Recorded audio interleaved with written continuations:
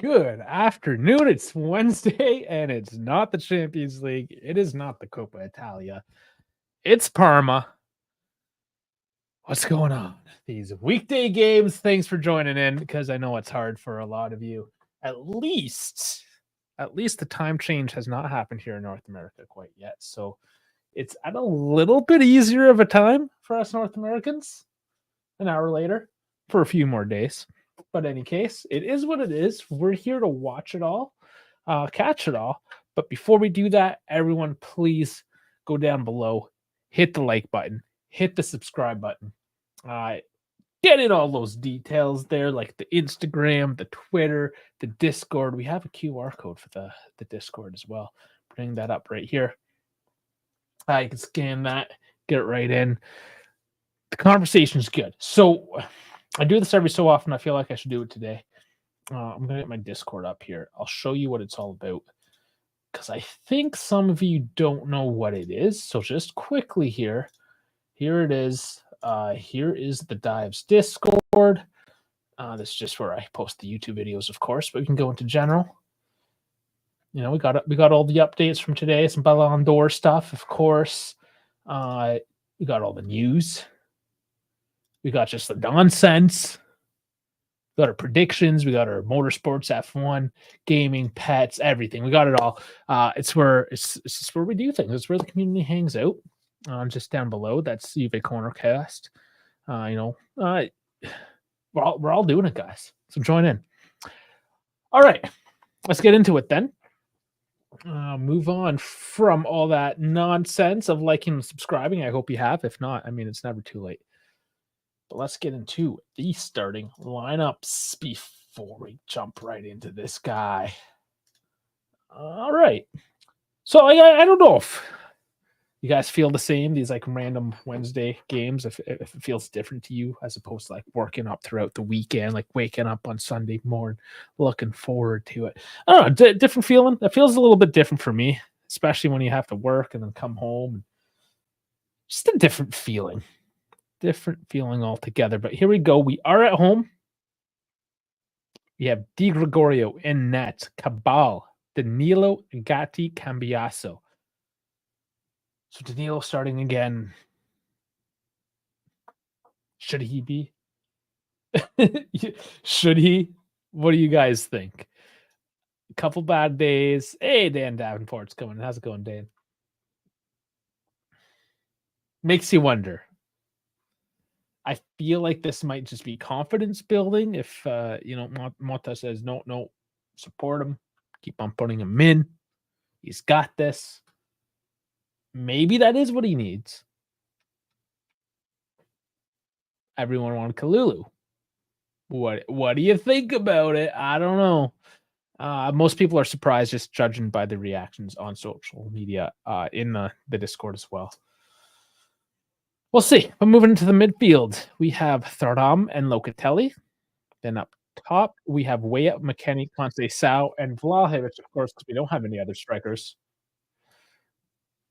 You got to put him in. He's who we got. So Weah playing a left wing. We were talking about that on the weekend. Does Weah ever play left? Not really. He never really does. Not to say he never has, but not often. It's not his position. We'll see how he does on the left. I mean, a winger is a winger at the end of the day.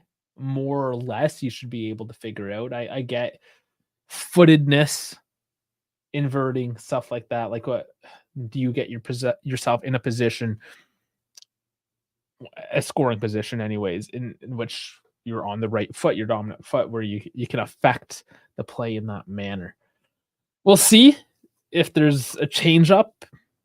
Like, you do have Cabal there. There might be a lot of overlap as well with Cabal. You'd expect that. Same with Cambiaso on the right with Chico. So we'll see how Weah does pan out on the left wing. Be interesting to see. Again, injuries. We still don't have Nico Gonzalez. But who we do have, let's get down here. Bench, injured players. Toon Koopmeyers has made the lineup. So not 100%.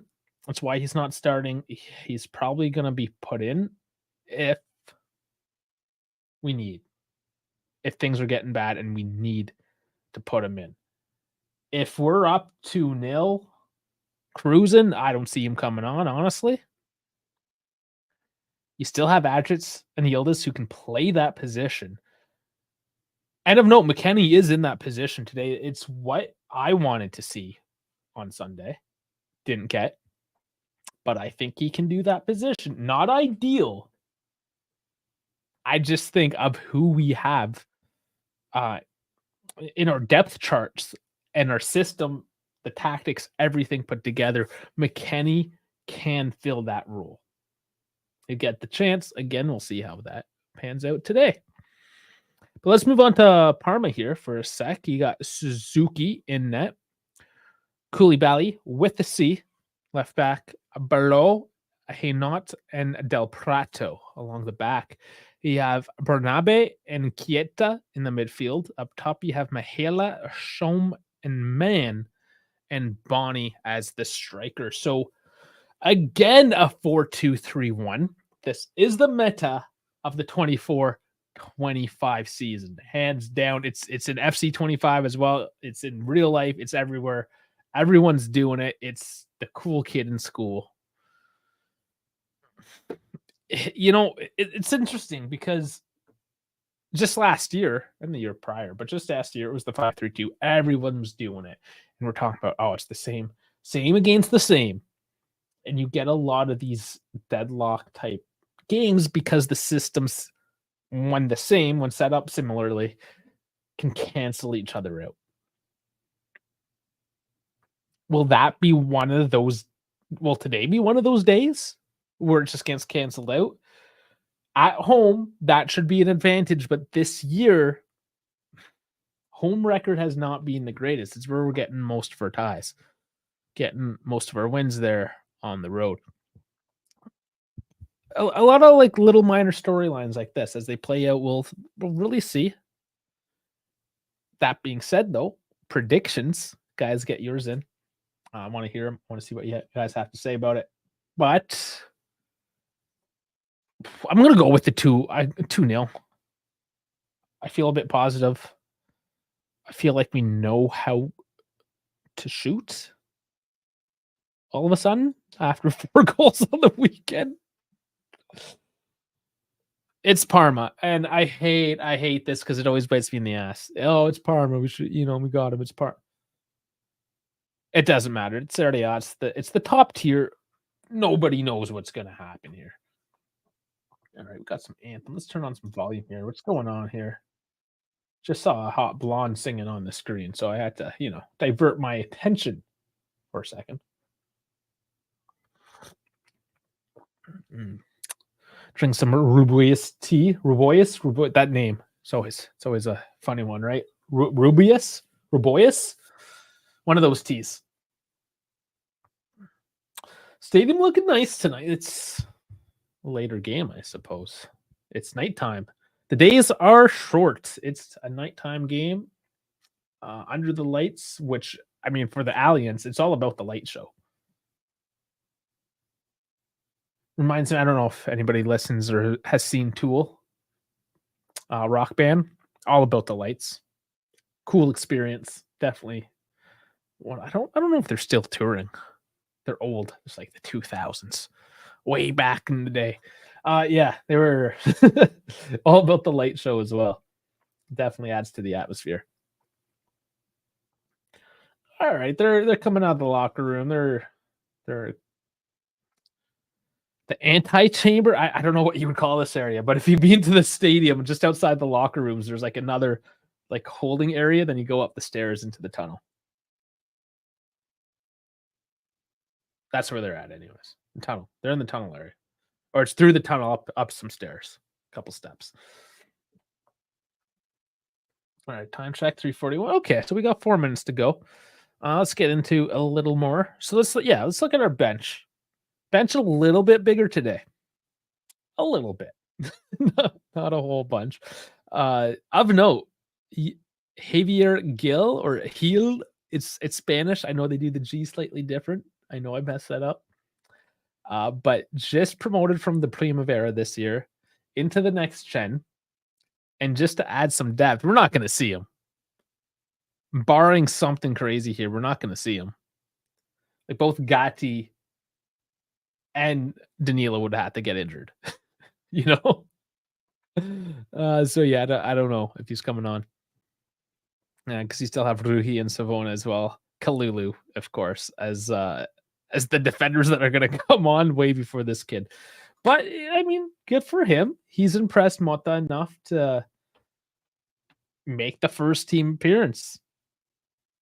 I don't know if anybody's ever heard of the kid before, but here he is. So, I mean, the bigger point at this, because we've seen names like this in the past, right? Where it's like, oh, who's this kid? Where did he come from? Like Bangula, Ruhi's phone are all those names. Even going back a little bit, Hans Nicolucci Caviglia, who did score today. Sule, Fagioli, Moretti, all these names, they all came up through the ranks. So that's why we pay attention to names like this. He might just pop up out of nowhere. You never know. So Pinsolio, Perrin, Gil, Ruhi, Savona, Kalulu, Fagioli, Coop, Ajic, Yildiz, Bangula. So not the deepest bench. Let's look at theirs, though. They got Corvi, Chichizola, Valeri, Leoni, Valenti, Osorio, Mohamed, Hernani, Estevez, Benedziak, Polish name. Is it Polish? Yeah. Can't pronounce that one. Sorry, buddy. Don't do Polish names. They're really hard. Zurisa Camara, Charpentier, Cancellieri, and Elmqvist. Not much. They have a big bench, but not a lot of firepower on it. This Parma team doesn't impress me. And again, I know that's going to bite me in the ass. It definitely will. So they're currently sitting 17th. Just to note, 16th to 19th are all on 8 points. So essentially, they're sitting within that relegation zone. Should be an easy win. Should be. Not going to say it too many times, then I'll definitely jinx it. So yeah, that's it. The starting lineup: Vlahovic, FOTMob rating at a 7.25. I think that's slightly down. 6 goals, XG of 6.78. So you can say, just the way XG works, he should have a few more. Missing a couple sitters there. Still no assists and 9 matches played. So still our top goal scorer. I believe that we might see a little bit of Deshaun today. Dal, I don't know if you're here. You are the cheer squad. You got to show up. You gotta cheer Vlahovic onto this game. This is Parma. This is the you've been calling hat-tricks every week. This is the game. Vlahovic has to get this. All right, ladies and gentlemen, let's bring up the scoreboard because we're about to get underway. I will sync up as always at the 15-second mark. Waiting for the whistle. And a bit of fake, and here we go. We are underway. So just a few seconds here. Just give me a second. We'll sync up. And we'll get into regular commentary.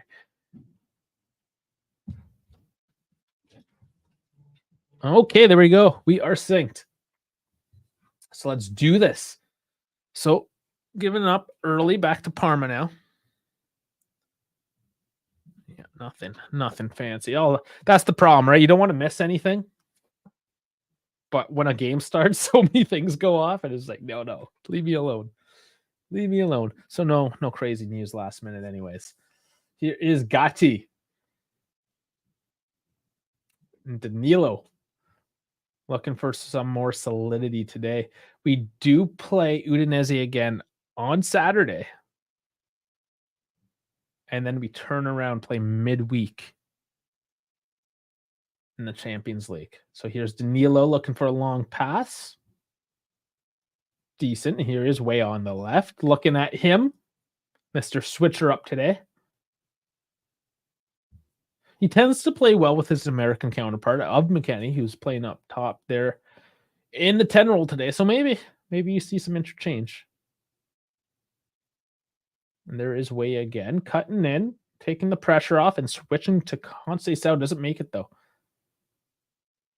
And here's Parma looking to have a quick one. Koulibaly bombing down the left, cutting in.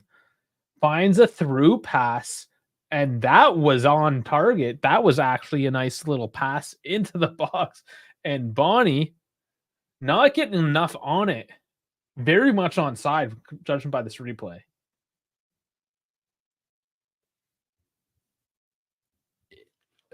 I just, again, a bit speechless in that, like how on their first real attack of the game, they split our defense and get a shot on, winning a corner. It's concerning. It's very concerning already. So early on defending.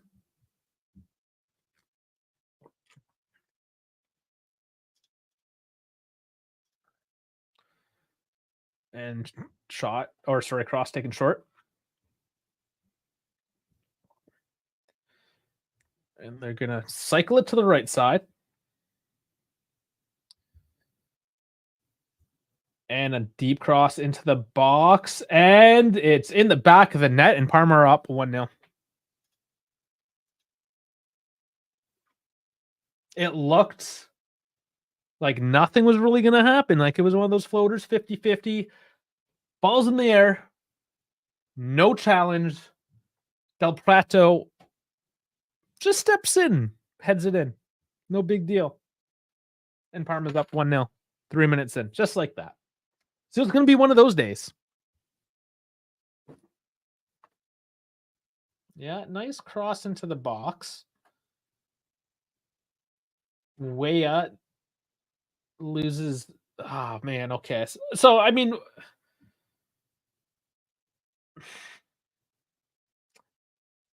it's on Gatti. Weah, yes, who didn't really cross out the the initial header, the cross into the box. He wasn't in the best position. He's the winger. I think they're checking for offside now. They're going to check regardless. I don't know if there was anything in that. There was maybe the initial run in off the cross.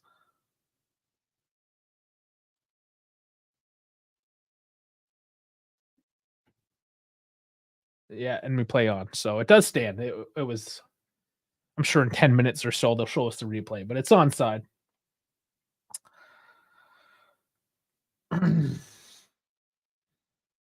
I know if Dash was here and if he does eventually come on. Oh, and there's Locatelli. He gets the ball, luckily, but Parma immediately trying to come back at this. Bad luck. Juve, you got to wake up. It's shocking. Yeah, Master G. Shake my head. I know. It just like takes the wind completely out of your sails when this happens, and Parma maintain a bit of control here. It's just like, what's going on? I just don't get it, man. Somebody tell me. Feelings similar to last season. I know I get hated on for this, comparing everything to the Allegri era, but there's outliers like last game, sure. 4-4, whatever. Gotcha. But come on. Down 1-0 to Parma at home in 3 minutes. It's embarrassing. Cambiasso is dribbling it up now and gives that away. Did not find McKenny. Very disjointed currently. Gatti playing as a right back currently in his position. Ball in. Cabal does not clear it. Ball still free. Parma's getting on the end of this and might have another chance.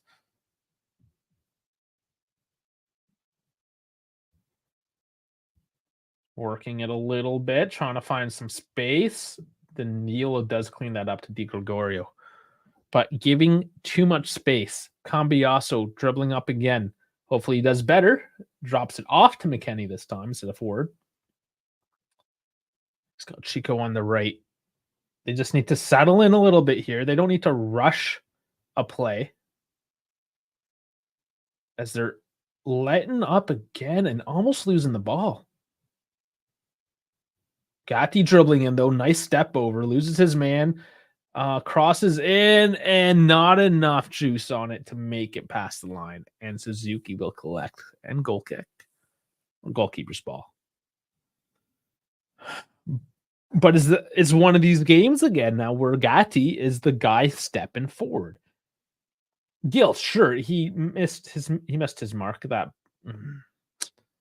some coincidental body there. That's Vlahovic. No, Vlahovic does give a tug. It is a foul. So Parma get control once again. Yeah, Master G saying if you can't beat the small teams, you won't win Serie A. No, you won't. Can't argue that. You got to beat all the teams. Sure, you're allowed to lose one here or there, maybe draw a couple to the big teams. You can get away with that. But if you can't beat Parma at home, no, I get it. Like I feel like we feel it as viewers. These midweek games, it just feels a little bit off. You can say, "Oh, Parma 2, sure, Parma 2." Less congested schedule, so maybe diminished feeling in that. These weeknight, the weeknight league games have not been kind. Oh, wow, a giveaway. It's still loose. Di Gregorio all over the place, trying to save something. There's a man down. I don't know if they're calling a penalty. It was mayhem in the box. We're gonna need a moment to dissect this one. Play dead. Not sure why it was initially called, but Gatti.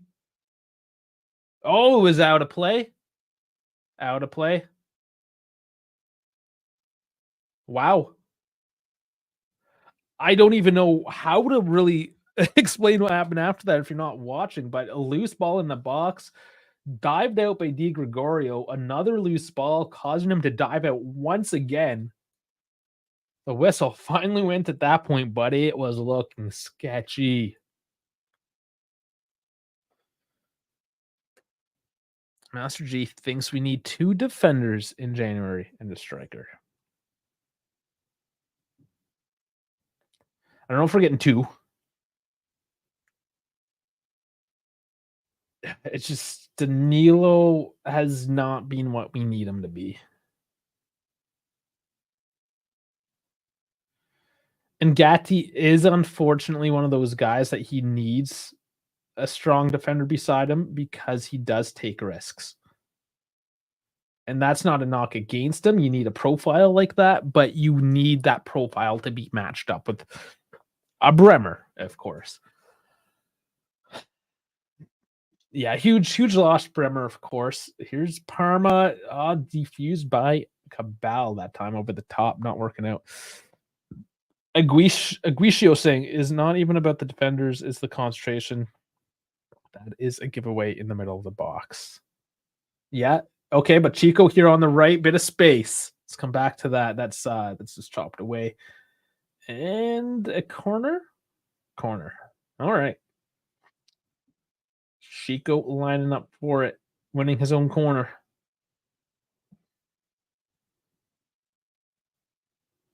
All right. I had a feeling they were going to go quick, but they have settled this down now. Lining her up.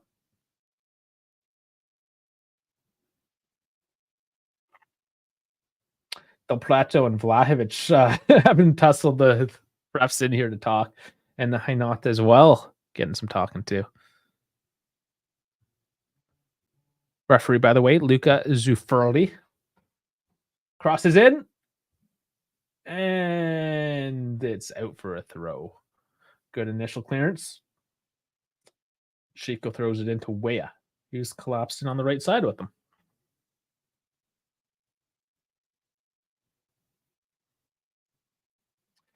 They'll just look to maintain some control at this point, which is fine. The game is early. They need to really just settle this down and get control of this game. And yes, the concentration, going back to that mental, I think alluding a bit earlier there to the fact that this midweek game, we just kind of feel off.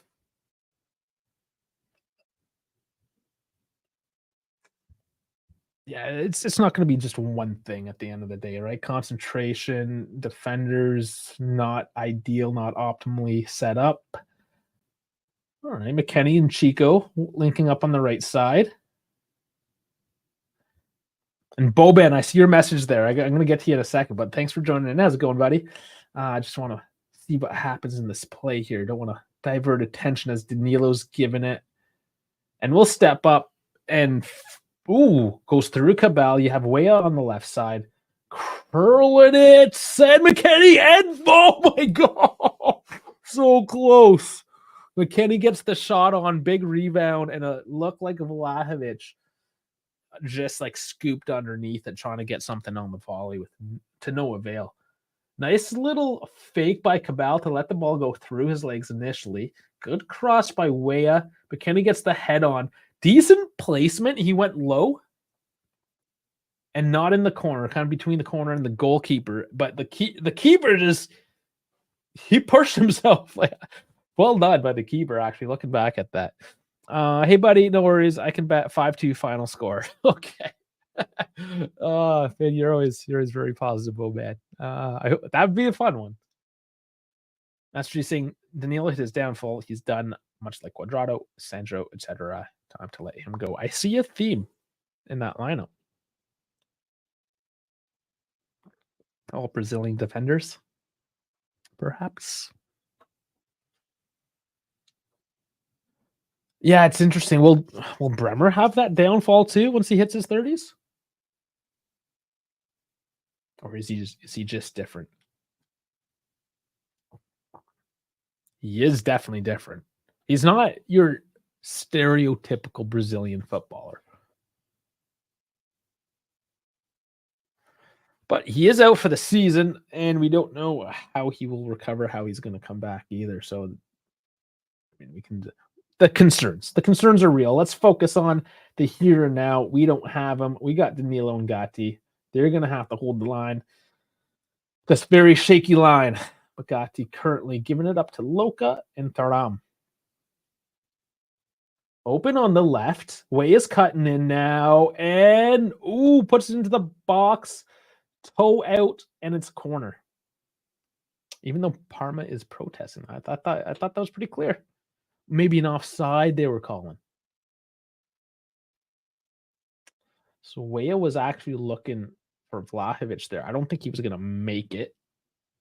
This was probably the better outcome, to be honest, getting the corner. Chico taking it on the left side as well. Here it is. Can't tower down onto it. Good head away, but Cabal collects.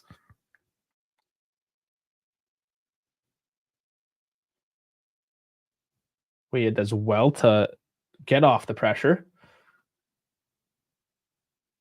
Trying some long balls, not working out, and Parma's going to come away with this. I'll say Brazilians die at 29. Oh, man. Hopefully not for Bremer, though. He's almost there. Cambiasso does well to get back there, collect the ball, diffuse the situation, and get this back in U-base possession.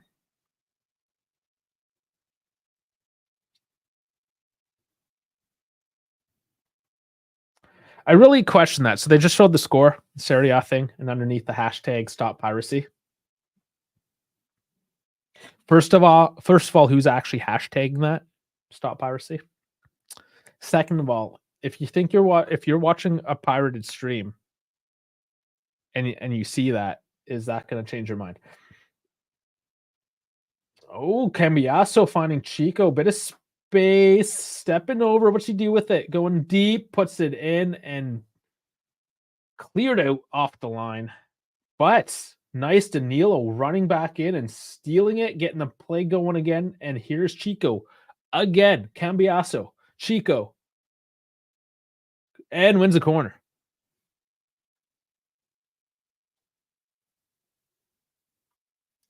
I was saying, bro, maybe for center back 30 or 31, but Bremer will maybe have 1 or 2 seasons. We need to sell him, and that breaks my heart. The problem is how much would you sell him coming off the injury? You have to get him playing for another season. Hope he does well. And then you would have to cash. It's huge, but so many big players with ACLs or other serious injuries as well this year. Yeah. We'll see. Oh, what a waste by Parma. Cleared straight out of bounds.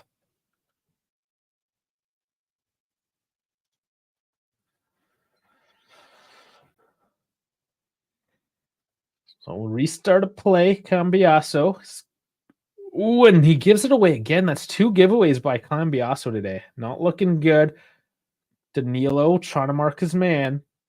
Curled in. Ooh, and that was another dangerous one. Deflections everywhere.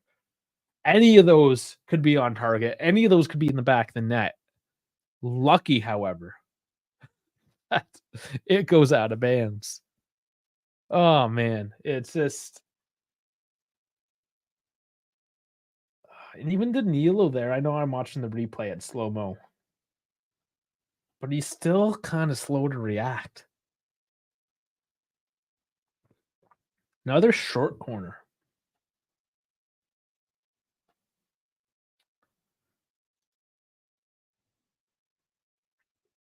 Yeah, I feel almost that maybe Cambiasso trying to do too much offensively to get this goal back, and he's getting cooked as a result. And they're still fighting to try to get some sort of control here. It's another throw-in for Parma, and it's not looking that great for Juve when they go into the defense. Well, Cambiasso taking some heels out of 98. Yeah, just man. Just man. Just normal man. Not a woman, not a he-man, just a man. What's his full name? These guys' names sometimes. He's Romanian. Dennis man. Where is our Romanian? I know we got one floating around. Another long ball. Parma. Lots of space. And I don't know if that was a pass or a shot. It went all the way through so slowly that it's now collected on the left side. And Cambiasso just body checks this guy out of that was a hockey check right there. He's not getting a foul for it though, so I guess we're getting away with that, and we turn over control of the ball now, and maybe we can do something with this. We're gonna have to do something. 20 minutes in, and as Gio was saying here, what a shit start.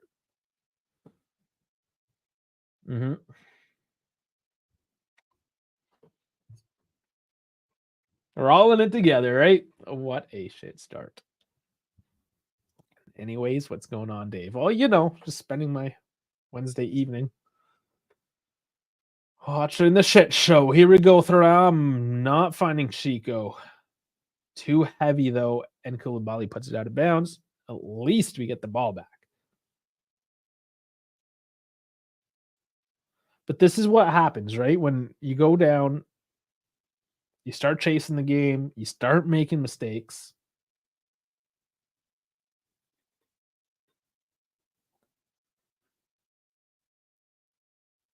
It's where's the space? You got to create the space, guys. Creativity is not quite there. There's Weah doesn't get the ball. I think he might have been offside. Regardless. Oh, man. Trying to lose Cabal. Good tackle. Juve do win it back. Vlahovic gets it back to Thuram. They cycle around in Chico. He's got to try something different as well. Too much of the same thing. He brings it back. Vlahovic miss reminded me of the Calgary game. No, I think that Vlahovic miss recently, like he was just it happened so quick. He just got a foot on it and just try to put something on, get the foot in the way. Maybe it goes in. Juicy rebound like that, short range. Those are a lot of luck involved, but you could argue, you want a good poacher goal, those are the ones you snap up.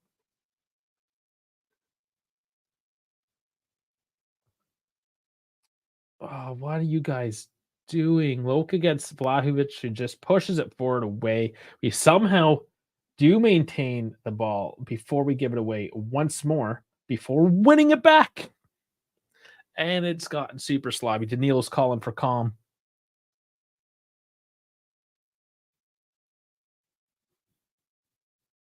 Chico again on the right. Gets through the first man, that makes him, but there's too many people there.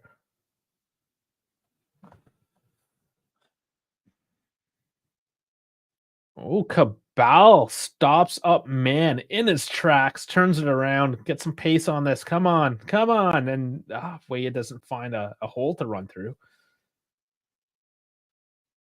We're still stuck back, trying to find that penetration.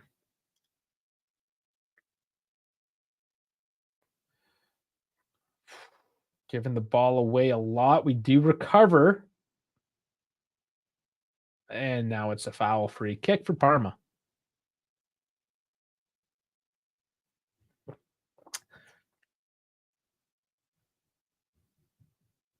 Okay, so it was a shirt tug on Bonnie from third down, but he's arguing that Bonnie was kind of like bending over and just like pushing him away.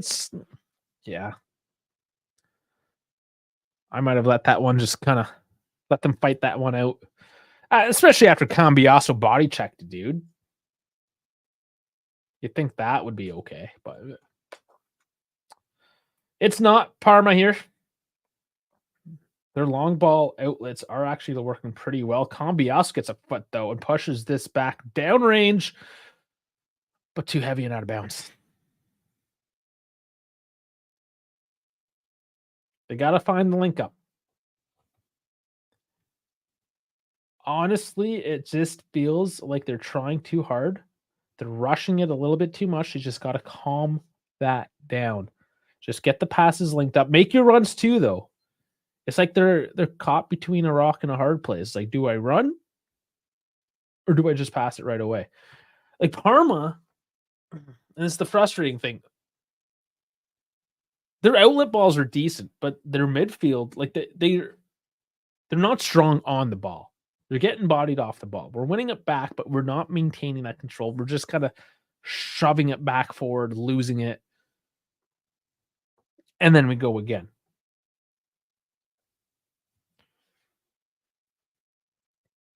We're at 66% possession.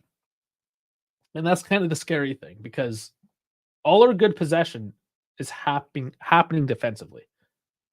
As soon as we get to that final third, not even the final third, just that like transition point, it's kind of falling apart. All going to shit. And we just turn the ball over. McKenny wins it back, though. And we do have Chico cycling it through. And this is fine. I at this point, if we can just hold the ball in this area, but with some nice clean passes, here's Cambiasso sliding through, losing the first man. There's McKenny. Back to McKenny. Oh, and that was a really bad kick. Started to look good, actually, there. And that's what I was saying. Just kick it around a little bit, string a couple nicer passes, some penetrating passes together. You're eventually going to open up that space. McKenny did well at the end of the day to, receive that ball and open up that space. Yeah, that finish, though. He was falling back as he was doing it as well. He wasn't strong on his feet. These are the parts now where McKenny playing as number 10 are less than ideal because he doesn't have that technical ability, especially when things get a little hairy down there in the box, if you know what I'm saying. So a let off like that is sort of expected. However, being down 1-0, not being able to find any chances, we need better.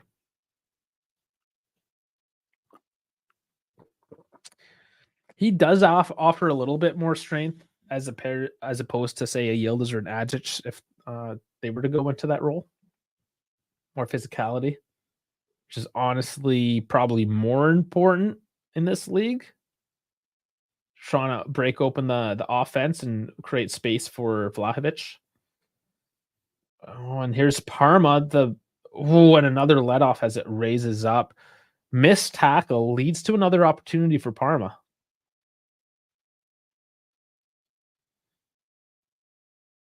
And this is one of those games, even if we come out ahead, the only reason why we wouldn't have lost is because Parma is not that great of a team. And they can't put home these clear opportunities. Their XG is still at 0.18. 4 shots, 2 big chances. 1 big chance missed. They scored the other one. It just goes to show that the chances, like their shots on, are just not great shots. But they come back again with a through ball.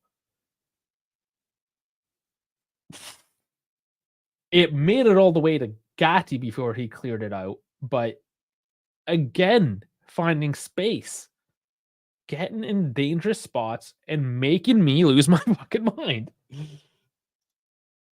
The club surely showed that dinosaur Allegri how bad he was. Oh, wait. KB. Oh, man.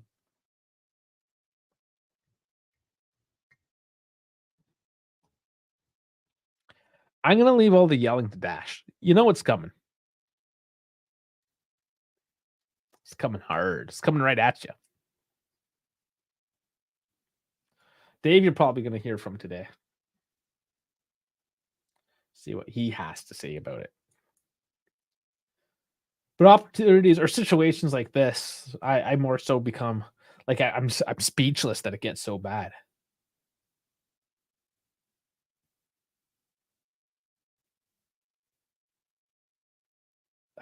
Okay, I'm just trying to express that, like, disappointment, the disappointed dad feeling is what I'm getting with this. Especially because it's on a weeknight, a work night, right? Like, dad comes home from work tired and grumpy, and then he has to deal with your bullshit. That's kind of what this is right now. Just an angry, disappointed dad.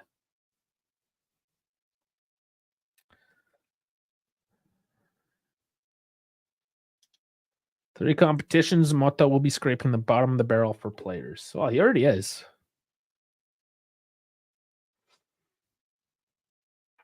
But you don't want to waste any good food. If there's something at the bottom of the barrel, scrape that up. Let's see it. Let's eat it.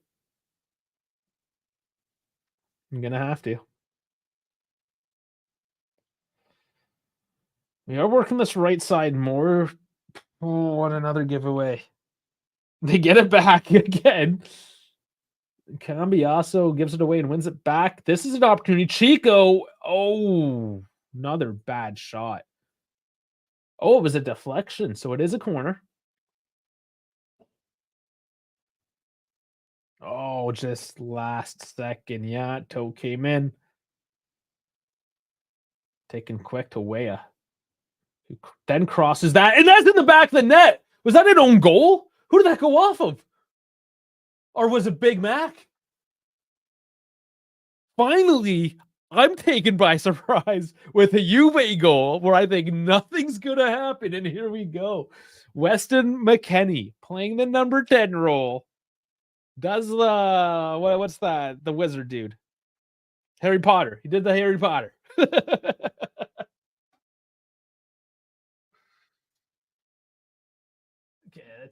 oh yeah, no, I see. He just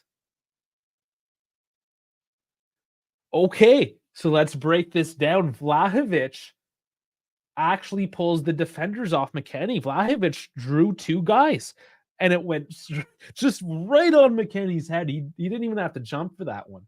So good cross, and actually very well done by Vlahovic. And that's what you want your big number 9 to be able to do, is pull off defenders to give opportunities for your secondary scoring to have the opportunity in situations like this. Beautifully done. Let's update that score for y'all, and it's 1-1, 31 minutes. And Thuram coming in and launching one a little bit high.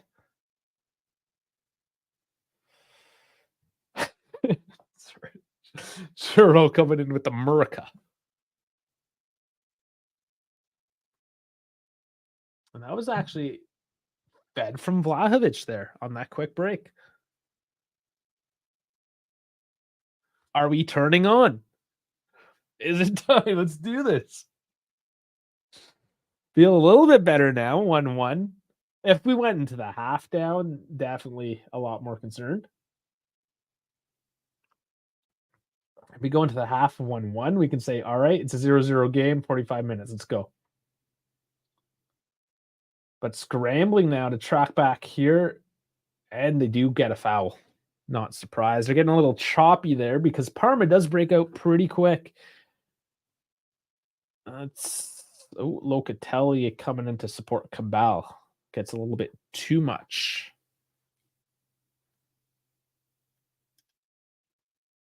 KB, or sorry, Master G not agreeing with KB with the whole Chico going to be like Kostic at the end of the season, getting run down. Oh, and that long set play almost just snuck in the far post. Di Gregorio diving, covering the area, but it does go wide. That would have been a tricky one. If Di Gregorio was forced to save, it probably would have been a corner. That's a tricky ball, man. You got to watch out for these Parma guys. Yeah, Chico's 21. So I think KB is more so saying that Chico's going to get so used, get so many minutes piled on this kid that, yes, his performances are going to dwindle because he will just get fatigued. Just like Kostic. Yes, Kostic probably worse because he was 30 and a way less dynamic player. But overall, I do agree with the sentiment that we're probably going to wear him out. Just like Cambiasso, just like Locatelli. Well, nice cut up by Parma. They're starting to get their body involved a lot more to take away the threats that are starting to pile up by Juve. And Aguisha also saying Kostic playing left wing back, which requires a lot more defense than just a pure winger role like Chico is. That being said, Chico does a pretty good job defending. Like, he definitely tracks back a lot. He's certainly like a two-way. Like, almost, you could say like he's a box-to-box player just on the wing, you know, because he's always there. Trying to feed Deuce on again, but that did not work. But they're starting to get some looks. Master G is retracting a little bit and realizing he's only 21. Yeah. Yeah, he's going to be way better than Kostic. He's still going to be knackered. I'm still going with it. Like Kostic, but less worse. More better.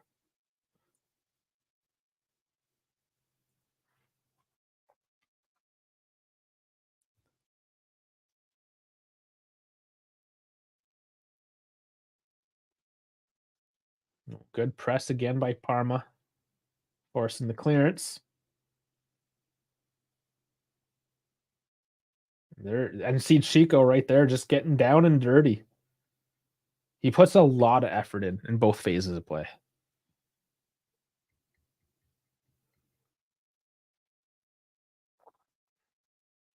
It is Parma, though. I honestly wouldn't be surprised, barring any set plays or quick breaks on the counter, that they would go into this half locked at 1-1, maybe not risking anything. Juve win a corner, takes it quickly. Juve, of course, they're going to be looking to maybe snatch one next 10 minutes or so, which would give a counter. But here's Chico doesn't get the end of that one either. Another long ball into the box.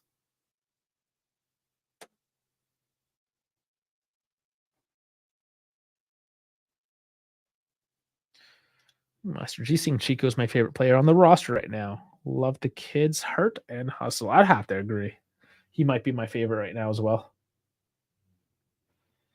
Because it's not just the flair, his goal scoring ability, his just offensive capabilities, let's say. Because I'm not, that's not my priority in life.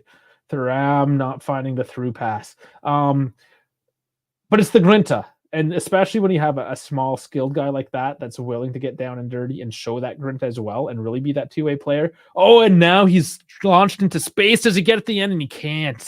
Too heavy of a ball, but another good opportunity. Good luck. Good idea.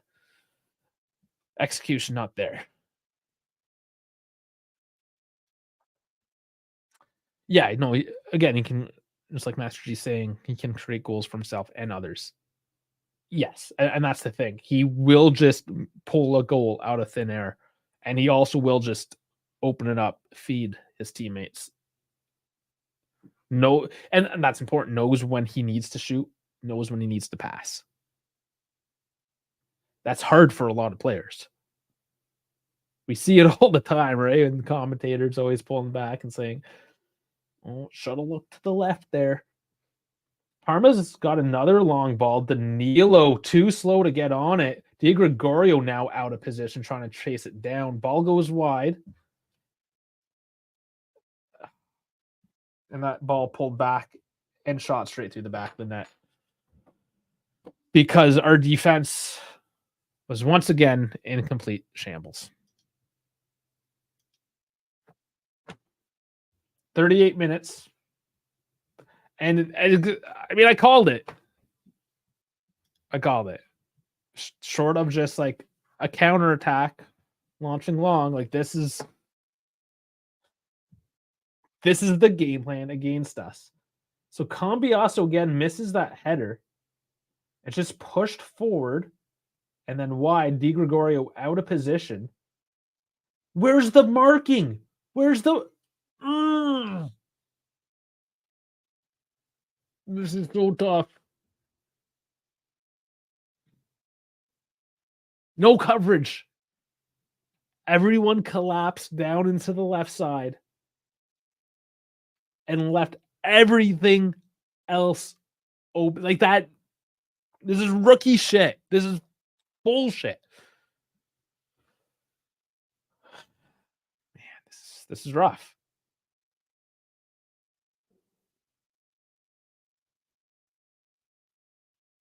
Sure, saying that's illegal. What's illegal? What happened? I missed something. The team is tired and clueless. At this point, Perrine is playing better than Di Gregorio. Di Gregorio is able to play out from the back, though. That's a huge difference there. Perrine is a great goal stopper. A very good goal stopper. It's just he's more one-dimensional. Is he better than Di Gregorio at goal stopping, shot stopping? Probably somewhat similar.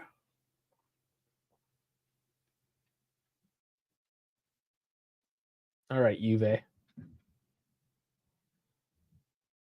Again, they're losing these 50-50s in the midfield, and that is what's putting them on the back foot.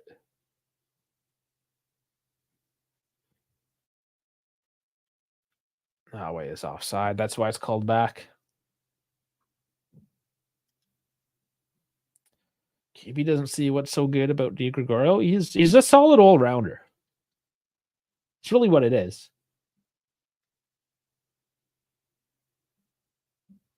Where's Gatti, man? What is he doing? Yeah, it was arguably Gatti's man to mark there.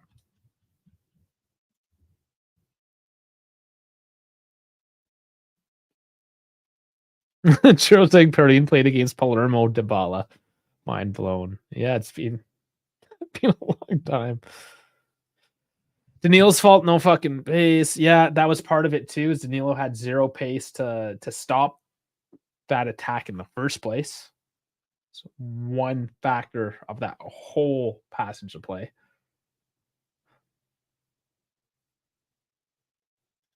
Did Fajola get Gatti into gambling? I don't know if he paid back the 10 grand yet.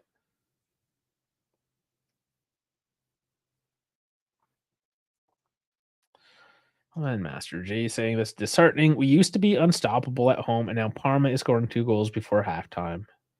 This is the second time you've shaked your head this half. Yep. And there's Cambiaso stepping over. And then his pass, when Cambiaso was passing today, completely off point. Completely.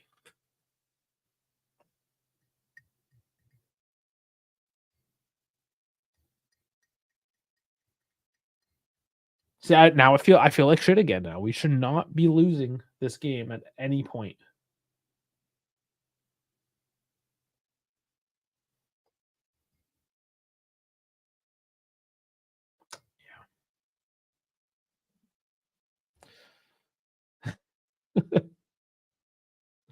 Davide is saying this should be Danilo's farewell game.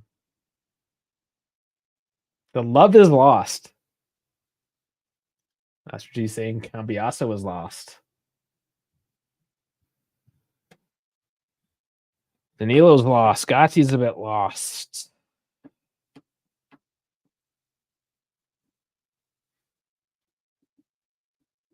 We got McKennie playing as a 10. Like, what's going on, right? Like, what in the actual... Oh, boy. Let's see what... We got a couple minutes here. Chico. Ooh, taking a couple of hits there. Not winning the corner. And that's what these defenders are trying to do to him. They're just trying to straight up body him. Because that's all they got against him.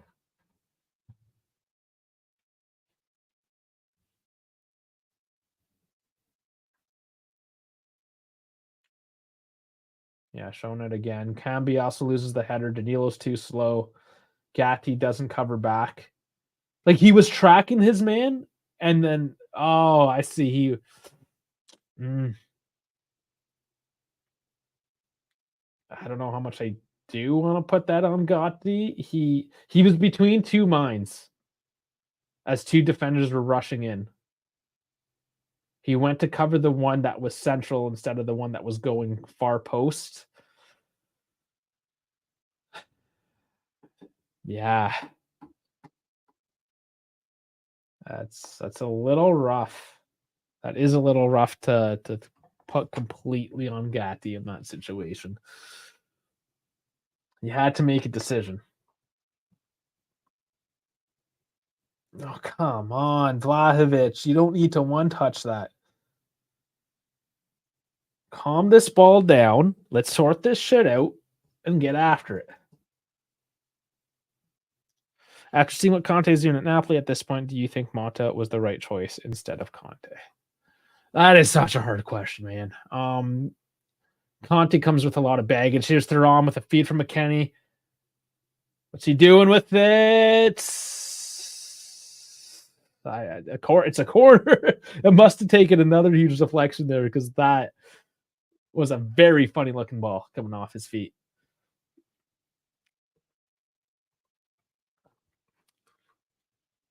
Conte also doesn't do Europe. There's no Europe in Napoli. It's fitting for them. Ball in, cross. Oh, no, not quite. Gatti tried to get a little too fancy, make it happen, but alas, ball gets bombed down range again.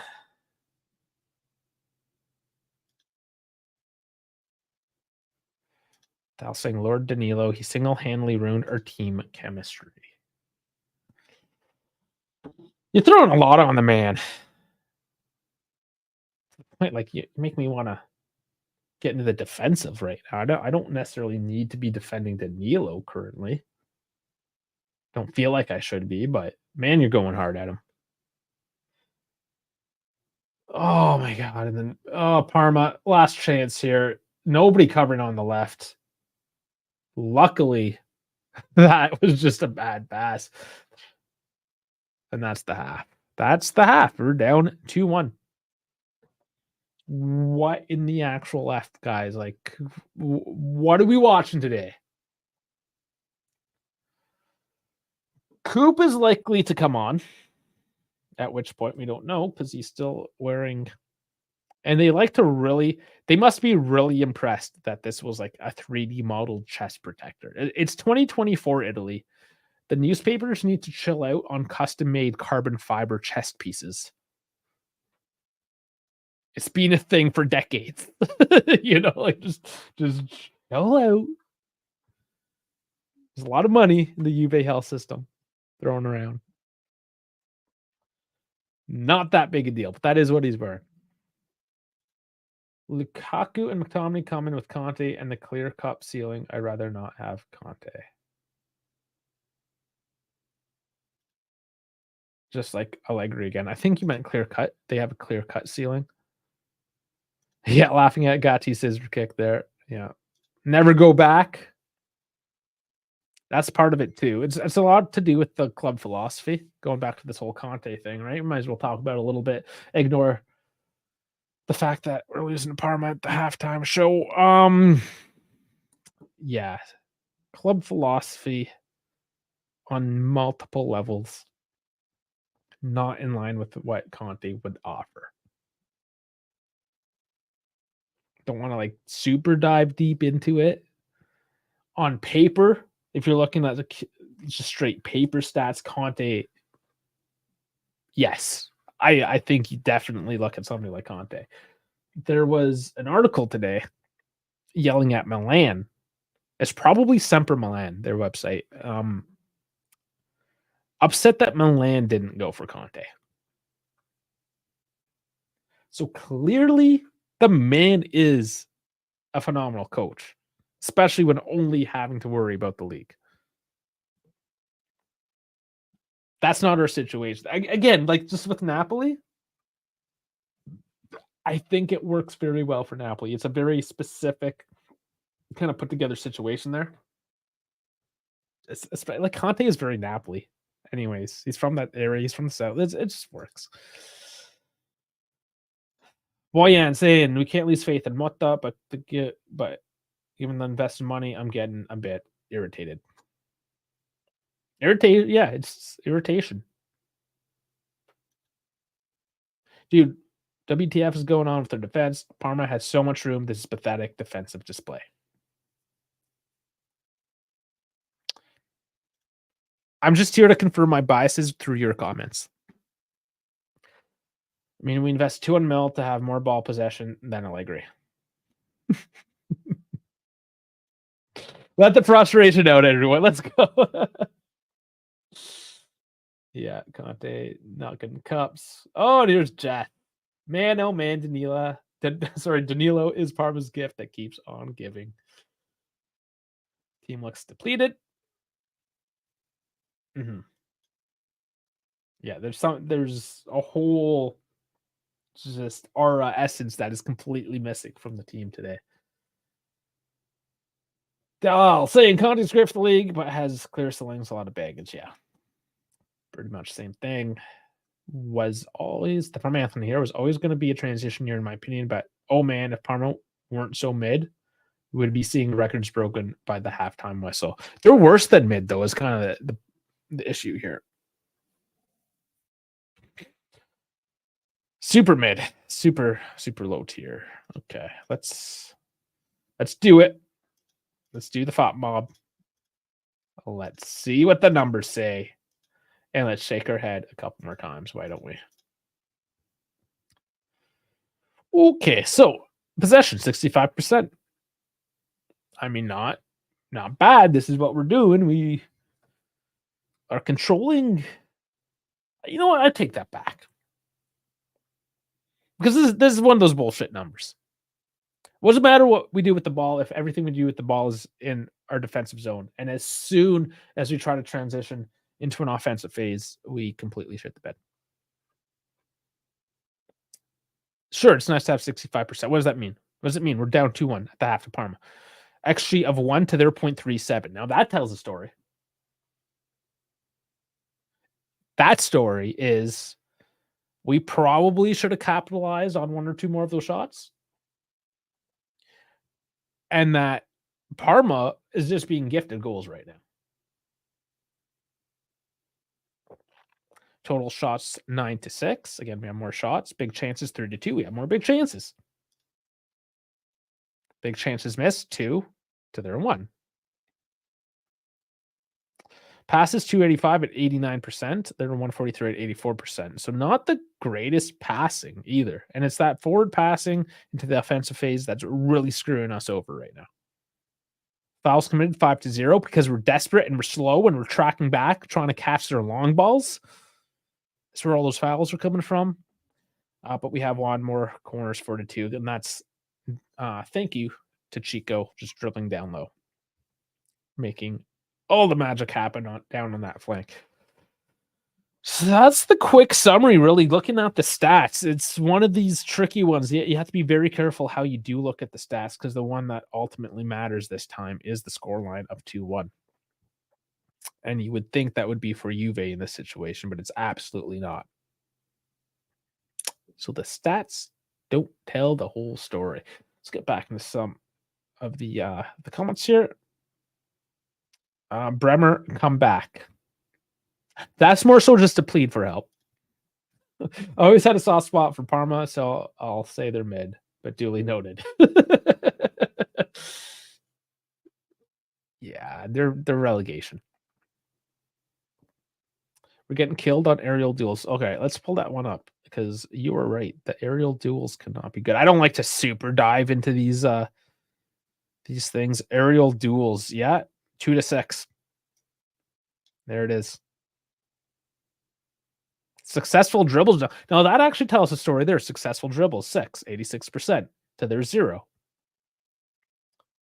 Again, Chico down low. A bit of yeah, the guys are doing it too, but definitely Chico. All their balls are long over the top. They don't have dribbles. That's the thing. They are opening us up with low percentage long balls. Let's see. Passes, accurate long balls. 15 at 58%. They're spamming long balls. We're at 63%. That's it. That's the stat. That's the stat of the half right there. Accurate long balls, Parma. 15 of them. Insane. Pastor G saying possession percentage is not as important as people think, in my opinion. A good counter offense will score goals. We see it all the time with smaller teams. No, for sure. When we talk about stats, we're trying to paint a picture. That's why we're getting deeper into the stats today, because the main stats are not telling the story. Yeah, with all our tall. We'd have a few tall players, yeah. Shocking turnovers. Danilo is just channeling his Oprah Winfrey. You get a goal, and you get a goal. Everyone gets a goal. Look at the replay of the second goal, getting messed up. He left 2 guys in front of goal. What happened to him? He was doing good at the start of the season. So that's the problem. That's why I'm not throwing all of it on Gatti. He shouldn't have had to split. And yes, at the end of the day, you have to kind of commit to a defender and then let the goalkeeper just go one-on-one, essentially, you know? In this case, when you get split between 2 minds and you're caught between the 2, you're not defending anybody anymore. And now the goalkeeper has to decide who he thinks is going to end up getting the ball and take the shot, and shift his positioning towards that. And that's honestly where the goal came from. That. Why did Danilo have 2 guys to defend in the first place? That's more so my question. That's what caught in between 2 minds. You blame him for not making that decision, for not just making that choice and defending one or the other. I mean, textbook. He stopped going towards the guy that was going wide, that would have a lower percentage shot, and went to defend the guy that was coming up right up the slot. But as a result, he was defending nobody. He shouldn't have been put in that position in the first place, but ultimately, yes, he does take some of the blame for that goal. I'm not throwing it on Gatti at all in particular. I mean, before that, you have to blame Cambiaso and you have to blame Danilo. Then you can blame Gatti. The problem is I just named 3 of our 4 defenders. And Davide saying started with Danilo. No, it actually started with Cambiaso not winning the 50-50.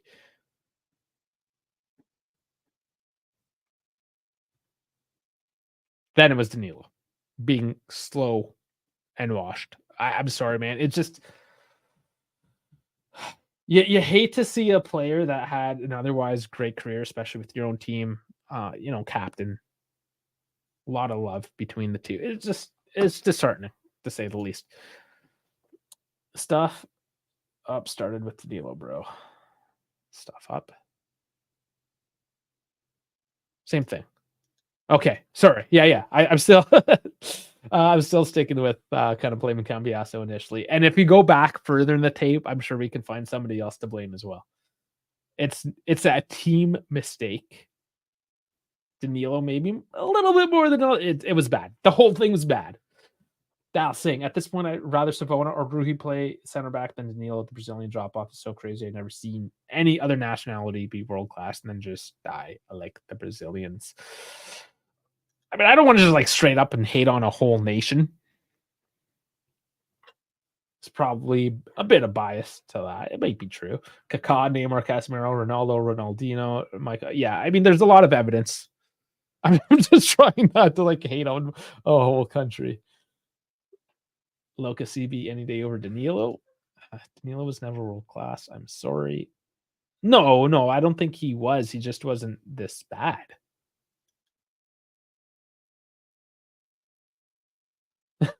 Pros called. Does anybody call him Lord Danilo? That was more like the Lord Deschilio. Imam saying it doesn't matter how many times we score as long as Danilo is on the pitch. This is starting to sound like one of those other channels out there that love to hate on this man. It's kind of funny. It's funny in a not funny kind of way. How about that? All right, the guys are starting to warm up here again. We should be underway shortly.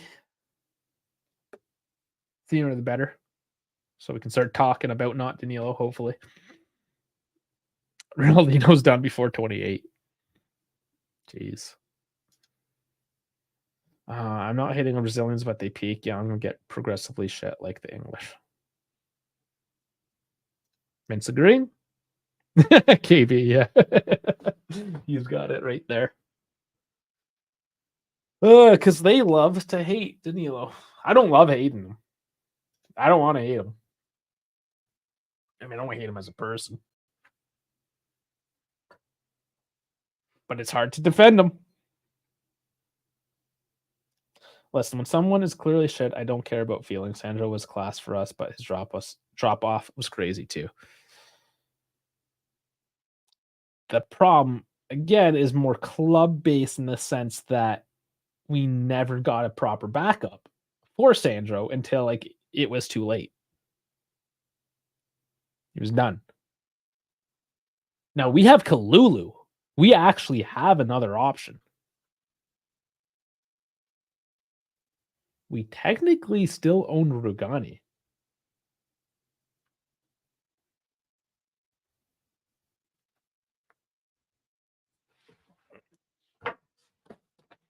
I'm trying to find a reason why. Danilo, okay. I said it at the beginning of the match, before the match started. It's like, okay, maybe Danilo does have it. He's just had a couple of off games. Give him some more consistency, a lower tier team. Get that confidence put in him. Get him that game time. It's not working. I don't know about Lord Danilo, but this dissension period for Juve has always been referred to by me as the Danilo era since Sarri's first season. Okay.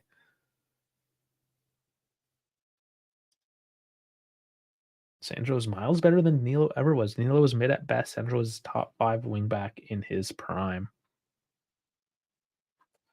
Yeah, there's something to be said about just a solid old-fashioned center back as well. Again, it's not world class, but did he need to be? If Kalulu gets injured, yes, we're done. Yes, he needs a break. I get it. We need to win though. It's just, oh my god. This is rough. It's just rough. Okay. I gotta get the scoreboard up here again. Give me a second, guys. Let's get this going.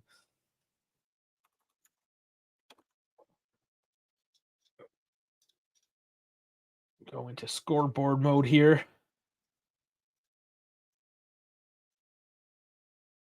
And I'll sync up at the 15-second mark again. And there is a change for Parma. Once we sync, I'll get into that. Make sure we're all up to date here. So immediately, Parma going long with it.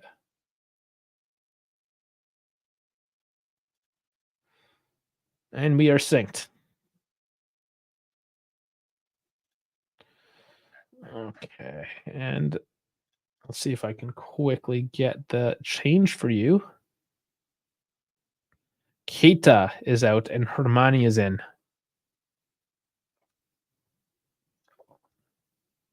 I don't hate Danilo. I just want him on the pitch. Yeah, Kalili is a rest poor guy. People forget you just came off in your career and the injury. I know, but Danilo's so bad. What do you do, right? Like, what do you do?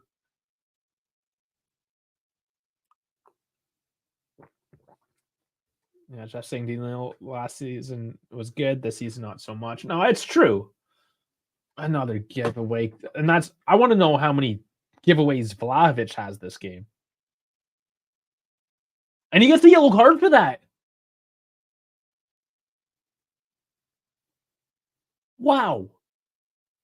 Yeah, there was contact. It was a foul. That was not a yellow card.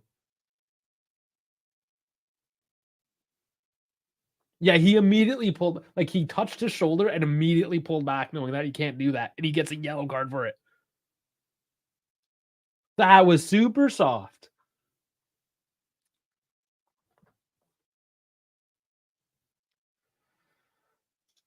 All right. Well, good start. Good start. KB 17. I can survive hurricanes, but not alligator attacks. Yeah, Jeff fresh out a couple hurricanes there down in Florida.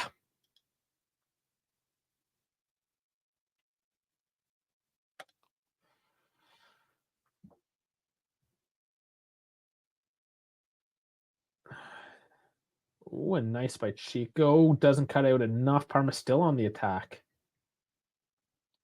We just need to find a way that we never have to go into the defensive phase. Ever. Yeah. Yeah, I know. Not going to happen. Even with 65% possession, you still somehow get smashed on counters with long balls from a trash team. All right, Cambiasso. Walking in. Oh, Thuram had some space. Wasn't seen. Way on the left. Cutting. Curling. Out of bounds. Punt it downtown. Nowhere to be seen.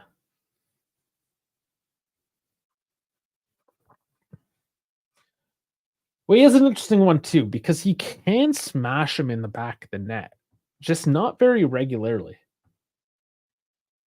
Him getting one on target almost seems more of a chance than a certainty. He gets himself into the position.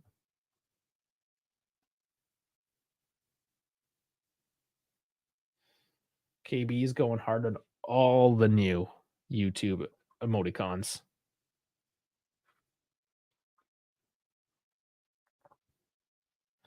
I swear, KB, he runs the internet like he's 20. He knows all the little like hipster things to do. All right, third arm getting tripped up, still with the ball. You got Chico on the right. Use him, he does. And now curling in, and Weah puts it in on the volley off his shin, and it's 2-2. The man, I was just saying, it was chance if he puts it in, but that one straight in the back of the net. 49 minutes. We once again have a game on our hands. And the emotions. The emotions all over the place, man. Oh, man. Yeah, KB's putting some bad voodoo in over here. Come on, Master G saying, wow, yeah, baby. What a goal. So Chico, here it is. So third arm, getting tripped up from behind, doing well to maintain his feet, finds Chico with lost space on the right, who then just curls it in, hits Weah right in the center of the shin, straight in the back of the net. Nothing crazy, nothing too fancy, just a good old fashioned come down through the center, push it out wide, and bring it back in. Simple. You can get simple goals against Parma. Parma is not a good team. Let's get another.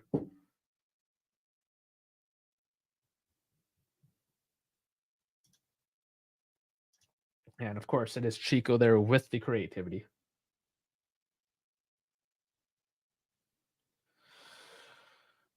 Okay, so it's early enough. America saving Juventus, baby. Yeah, I did say at the beginning that Weah and McKennie tend to do well together. Parma now coming back at it.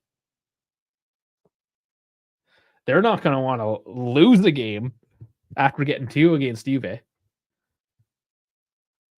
But this is gonna be a talking point. We know we don't. We'll see. We'll see at the end of the game what we end up getting here. But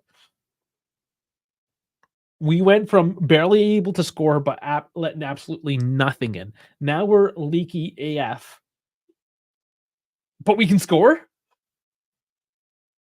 I got to figure this out. Gotta be Carabisivi, Chris. I think is what we're calling you for short. Tucson would have shin this one over the roof of the stadium. Kind of like the first half, right? Sorry, almost missing something there as I'm getting some comments. Bravo, Taram, Danilo, low dude, this guy's brain dead today. Okay, some more hate there. Another card coming from Parma. Ooh, there was Vlahovic with a bit of a hip thrust. Haven't seen one of those in a little bit.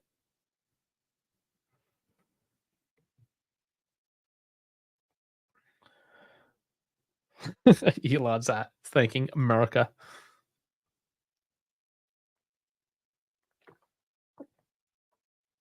When will we get that Canadian, though? I think it's ever on the books there. Jonathan David is quieted down on that front. A couple smaller names making the news as of late. Sloppy in the midfield again. Parma trying to regroup this. I don't know if Locatelli needs to slide tackle that ball. Ends up giving it back there. Steps up. Just pushes it further back down the line. David with the next goal. Jonathan David? We were talking about Jonathan David? Dave. Cabal. Juan David Cabal. Yes, Juan David Cabal. I don't think anybody's ever really called him David before. Threw me off.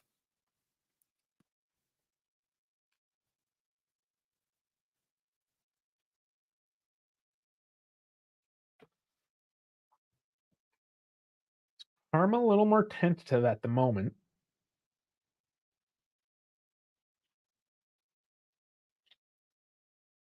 I don't know if they're a bit rattled now or if they're just taking the time. They switch it out to the left side where there's a bit of space. And they're finding it as they're working it around the box. And bit of an ambitious volley there. It goes well wide of the net.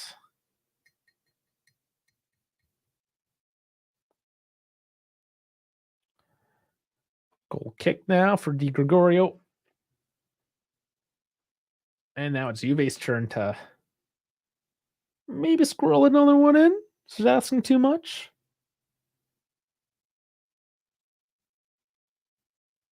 There's McKenny. Is he playing right back? He's in the right back position. Interesting. He gets fouled though. Cambiasso is playing in the center there. Let's see. Moving around a bit. No, McKenny's going back up top there. So that was a bit of an interchange between the two players. Right back and Cam. It's a bit weird, but that ball does not make its way forward, and it's bouncing around. Lots of bouncy balls today.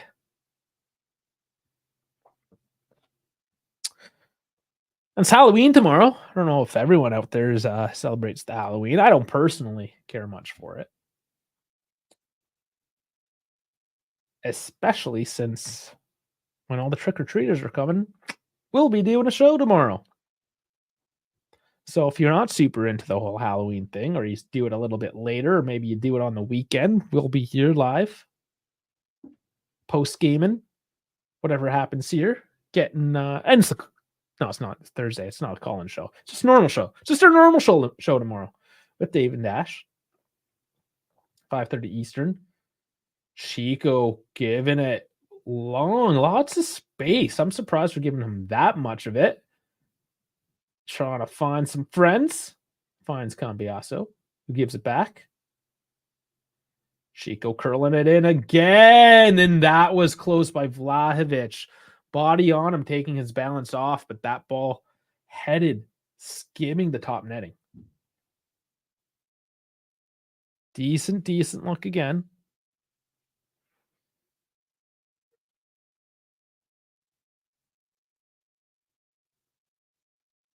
That being said, though, Vlahovic himself has not really been given much service today. Again, the service is, just it's been open play. No, the first one was the corner. What I mean from the sense of open play, though, is like a good counterattack forward where you're feeding Vlahovic maybe with a through pass or something. That kind of service is not coming to him today. Oh, Parma man down. Told to play on. They have it, though, at the top of the box. Let's see if they continue on here on the attack. And why is there so much space on the right? Their arm comes and cuts that. But you're playing 10 men right now. And it looks like you're the one down at 10. Ooh, and a sloppy tackle on McKenny. That's not called. 2 players down now. And because there's 2 players, the ball goes out. And we'll see what's... Oh, there is a yellow card. Okay, a little delayed. I thought you just completely ignored that one.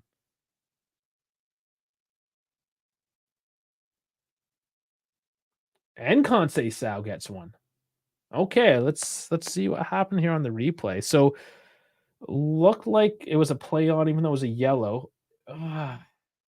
Yeah, a bit of a tug. On McKenny, though, yeah, he got taken out on the back of the calf, if you will. Conceição was... Again, it was kind of like the first yellow we picked up on Vlahovic. It was just like minimal contact.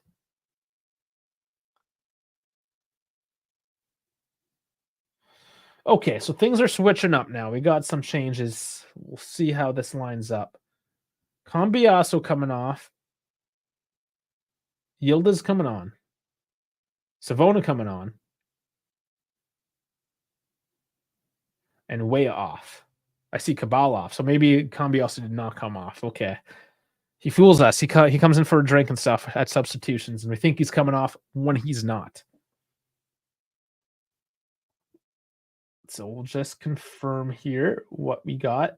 We have... Okay, so Yildiz is on the left. So they prefer him as a winger, not a cam. Which is kind of surprising. I always thought he was more of a cam, but here's Parma. And another nice pass through the defense, covered this time, but those balls are still getting through.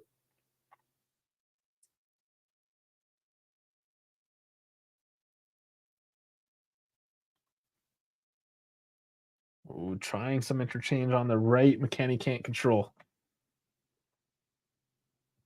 So Savona obviously playing that right back role. Cambiasso coming off, not having the greatest game. Probably a bit tired. That's got to be a foul. Yildiz is just torn down to the ground.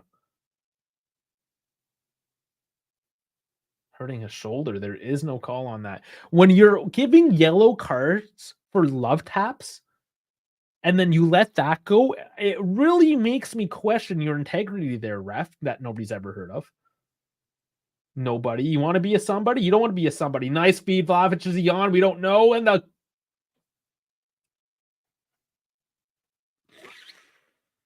gonna breathe. I don't care if that was offside. It was offside by a mile.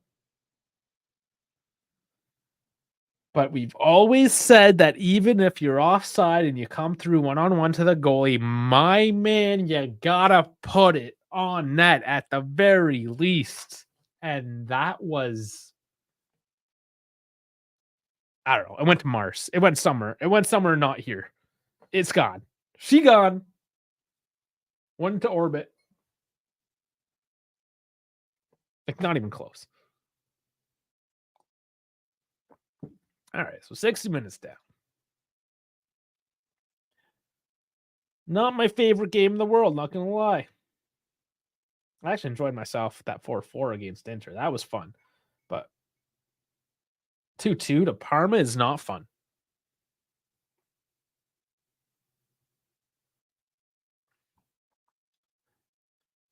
Okay, sure, we cannot we won't completely blame Dusan for the offside. Yes, okay, you can say Thuram could have played it, but the shot, yes, still got to put it on that. Like it was an ugly shot, like disgusting. Because if that was onside and he missed like that, we would be punching walls right now. Okay, so my mistake. So Cambiaso's moved to the left. That's right, because it was Cabal that came off. That's my mistake. Sorry about that. So Cambiaso still playing on the left side. Yildiz, get on it on the left. Nice. What does he have today? Stepping over a couple of dudes. Finds Thuram. Locatelli. Long. Hits Vlahovic in the dick. Needless to say, Parma gets the ball. Off the balls.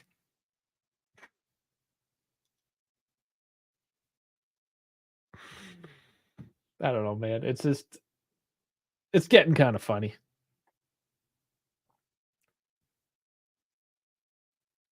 I won't be laughing if even we have to win this. Like a tie is not acceptable.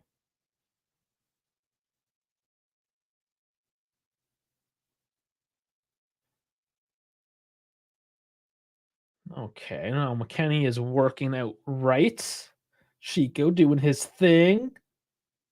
Doesn't find anybody this time.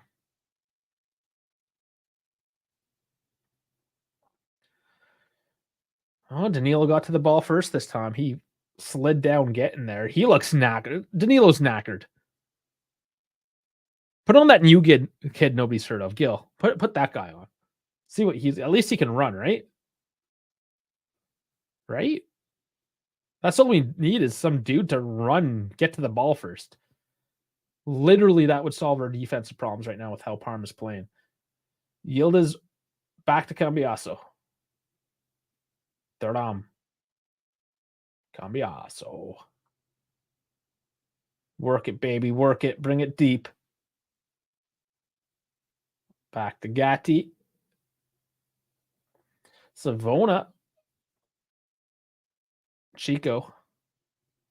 From downtown, and it goes over the bar. He got tired of waiting. He's like, screw it. I'm going to take a chance at this one. Not horrible.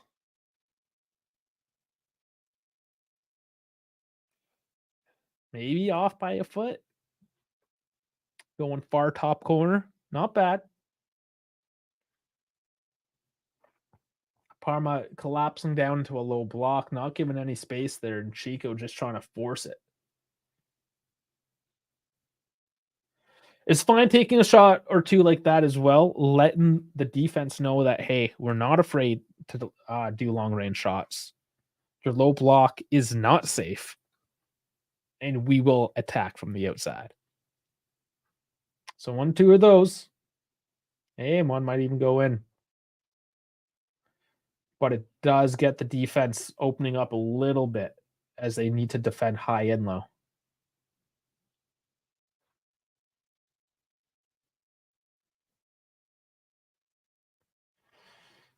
Okay, some space again on the left. Oh, Yield is putting one in the box. Vlahovic, I don't know what happened. He goes down, doesn't get it, but Chico. 1-on-1 through, doesn't get to McKenny, but he's making some space. That clearance doesn't work. Parma trying to get on the front foot here.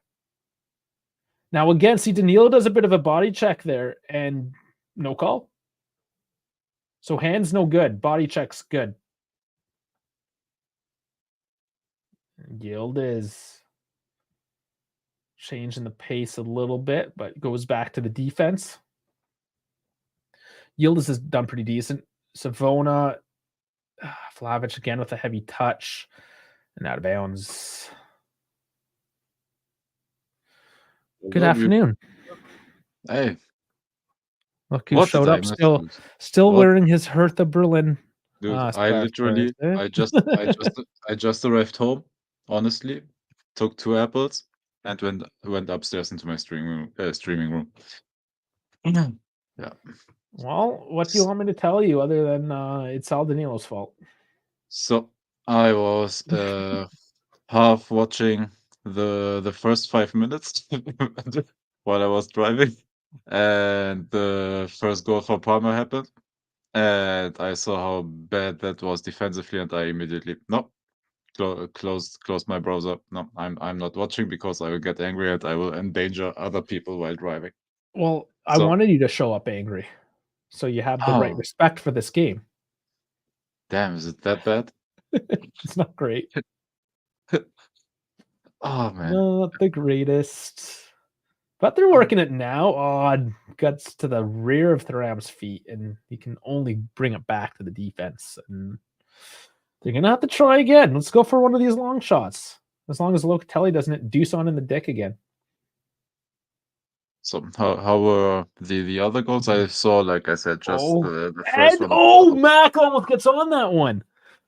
Well, there were goals like that where the wingers are dumping balls in. Oh. That's what's, I'll give you the stream now that you're here. Give me a sec.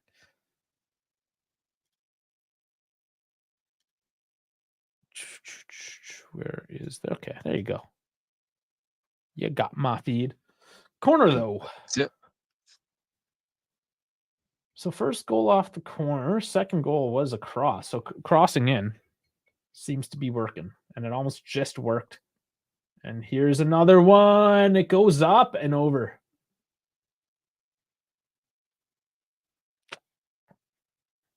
They're getting close. I mean, offensively, it hasn't been the worst. If we had a defense and this was 2-0, which was my prediction, there would honestly be nothing wrong with this game as a whole. How crazy is it, by the way, like, after the penalty that Cagliari scored against us, which was the first goal we conceded, after that, like, everything, like, defensively went into the shit.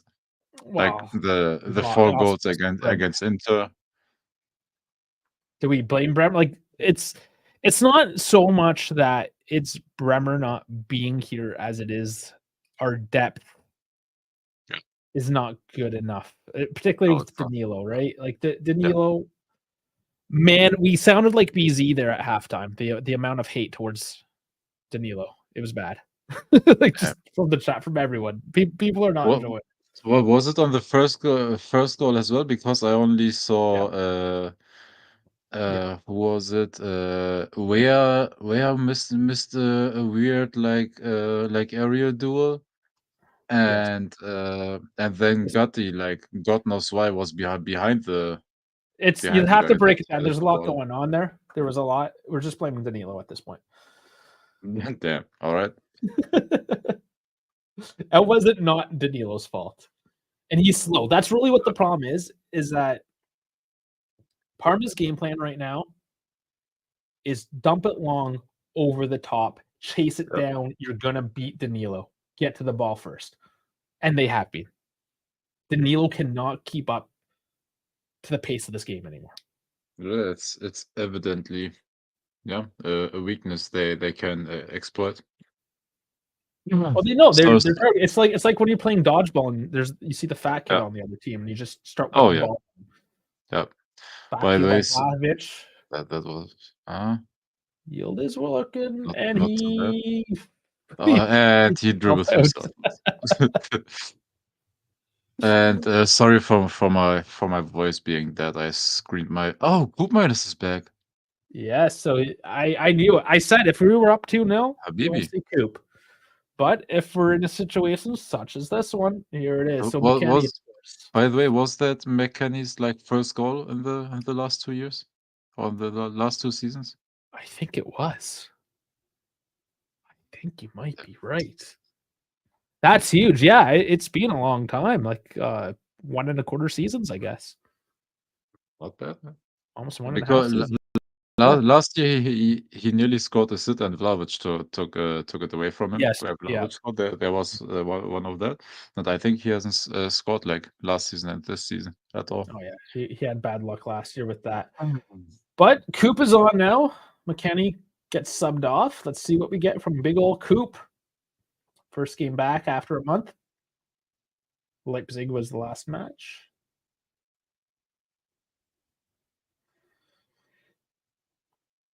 Hasn't seen any daylight yet. He's trying to, getting the defense to think a little bit more, which is nice. Trying to split them up, creating a bit of space up there. Just a bit more movement. Some fresh legs as well. Yield is looking for his options. He came on pretty hot. Slowing down a little bit now. Loka brings it all the way back. One thing I do have to give Danilo and Gatti is in this phase of play, they can at least pass the ball confidently enough that they're not creating their own. No, they're good at that, but look now the space that Danilo has to cover behind him. Yes, like thankfully that pass was shit, but you can't play such a high line with him. Well, here's the thing: Parma's actually shit, and that's why it sucks so much. We're tied up with them right now. Is that they shouldn't? They're bad, and I don't want to just completely trash them, but they don't really deserve. We gifted them those 2 goals by our poor defense, and short of trying to just stare at stats all game long because that's never fun. Let's take a look at a couple of them. So we're at 60%. So possessions down a bit. Shots 15. So our passing's starting to go up, improving a lot on that. That's making a big difference. Why is he having him taking the pants off? That's weird. Nanny's cramped up. Yeah. Just a couple dudes taking their pants off for each other on the sidelines. No big deal. And it's not like he's running onto the pitch. It's like he's taking his time. We are preaching equality here, so whatever floats your boat, I guess. But like on the sidelines, it's time and a place, man.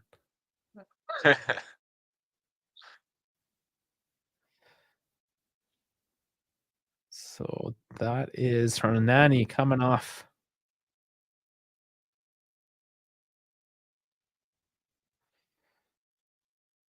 You saw 30. Yeah. Old man cramps. Okay. Slow change, though. Really taking time with this one.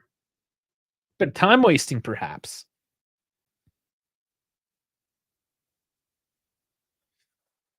the numbers as well. The ratings of the players are very interesting to look at. We'll get into it after the game, but just where the good and where the bad is. Bit of a pattern.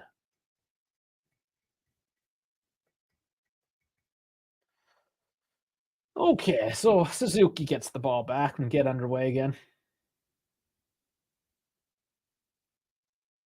Here we go. 16 minutes. Parma's got 4 changes made. We have 3.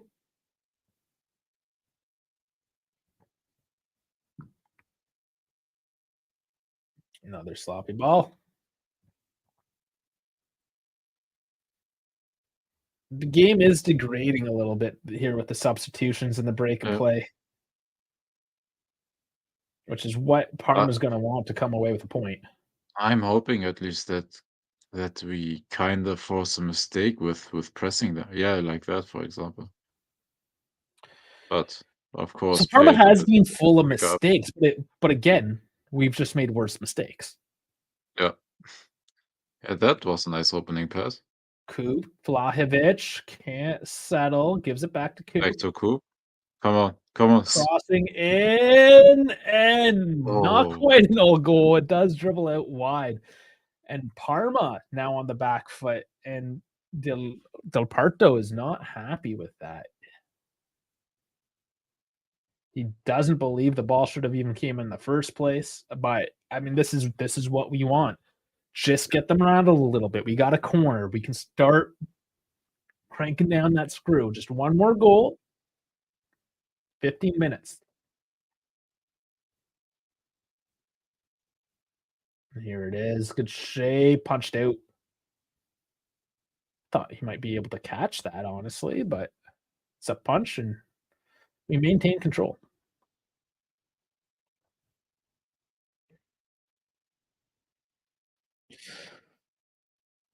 Atalanta up 1-0 to Monza there.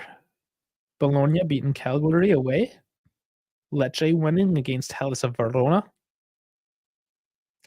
Milan not showing up against Napoli, losing 0-2. Inter dispatching Empoli 3-0. Dude, Milan played so bad. And what was the plan? Like, why were Pulisic and Leao on the bench? Like Leao, there's a spot there with Leao. Yeah. Pulisic, I'm assuming because Leao wasn't getting any minutes until Pulisic, it was rotation. Yeah, but against Napoli, you are rotating your stars against Napoli. I know. I'm just trying to find answers. Don't make excuses here.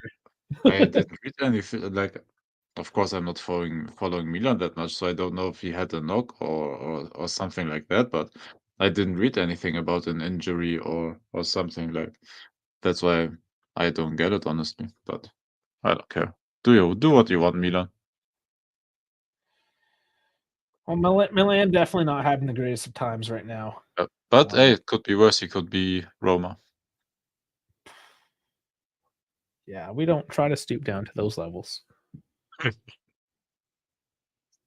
Even when everything's going against us, we don't get that shitty.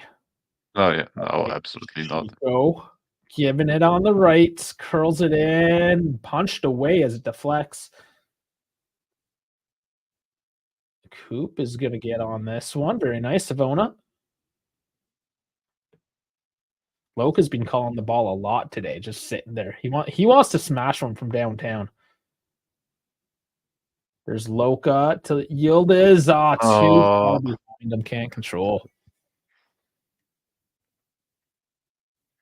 Good idea, but Loca, man, if you're going to be yelling for the ball, you gotta do something. Simmer. You gotta simmer, man. Simmer. I thought he wanted the ball so he can launch him. And he even had the space to launch it if he wanted to.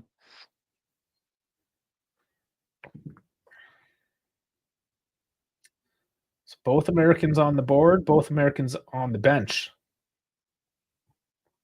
Long ball, Danilo sees that one out. It's very clear that they are pushing the balls towards Danilo's flank. Just knackering him out. I don't even know. Brother. Oh yeah, I'm kind of used to that at this point in the game. Oh my god. Oh, we just got away with it. That could have been bad. I don't know. It's the midfield slopping. Oh, what happened there? Did Chico get a Was fistful? you leave Play my boy called. alone, man. Yeah, what happened? Oh, got it in the throat. Face and throat, and went down pretty quick though as soon as the contact was made. Come on, Chico. A bit of magic again. Well, still Juve's ball. 10 minutes now.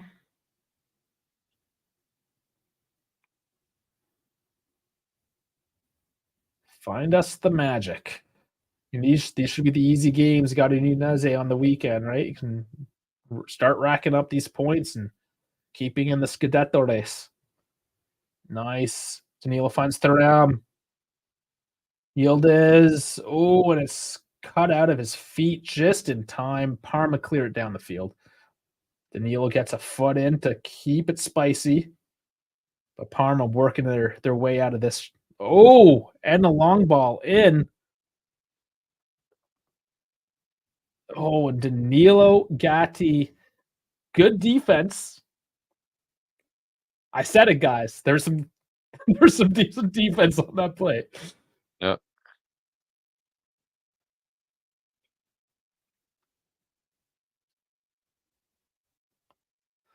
Back to the right side. You got Savona dumping it in, headed on straight to Suzuki. Blahovic not getting enough of that one. Punch in the ground. Needs to Did be better. Savona start or did he get subbed in? Cabal started. Ah, okay. And Cambiaso on the right side. Yeah, I switched over. Gotcha. My tea bag broke, and now I'm eating tea leaves. Damn, that's the worst feeling though. Drinking a nice smooth tea and then all of a sudden having those leaves I in kind of your ripped mug. it apart with my anxiety, so it's kind of my fault. Ah, It's UV's fault. Chico dribbling. What's he doing with it? Does he get it? He got a little bit of tug. Still has it. Still has it. oh my god, Around. come on. How my Come on. god? How's he? The shot Oh blocked my out though, and it is a counter Danilo. for Parma as a Danilo, result. get him. Get him, Danilo. Oh my god. Locatelli's knackered too now. Oh no, Oh no. no, and Oh there my god. is Cambiaso to step in and take the ball out of danger. Game's opened up a little bit. There's so many tired Yeah. legs out there now. Yeah. Hey, but this is the danger now if you open the game up this way too. Oh, what a cross shot, whatever Oh it was, punched out. Parma have the ball, but they have nothing left to really give at this point. Let's see what they do with it. Oh, and Danilo Oh my comes god. on. Oh, Oh Diego my Garbo god. comes out of the net to Oh. save that. Danilo Oh my absolutely god. turning the power off to his system on that one. Oh my god. Dude, thank Gregorio for that one. Fuck. Both teams, as it goes basketball style here, they're very tired. Loca back to Chico, who's on the left now just because he's too tired to go to the right. Yield is with him. Crossed in, nobody there. Cut out. Yield is. Brings it back out. Loca now. From downtown, and that was a really bad shot as it dribbles far wide. Oh my god. I hate games like this, man. Oh my god. Did we just waste 120 million on Coop and Louise? Not Coop so much. I don't think it's a waste yet. Like Pope certainly not.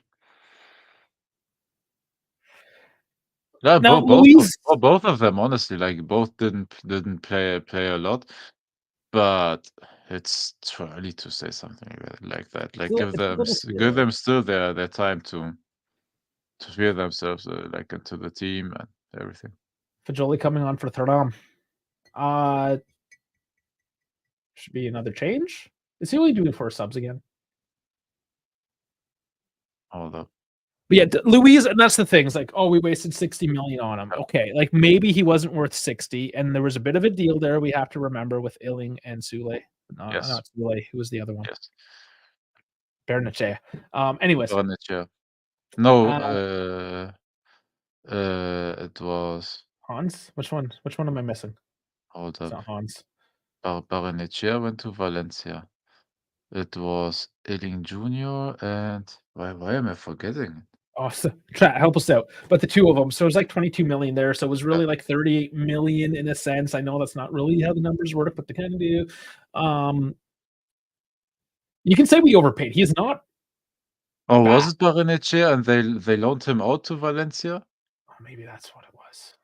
I think it was that way. Yeah. No, they sold him at Illing Jr. to Aston Villa. Oh, Fajoli! Oh, big cutout.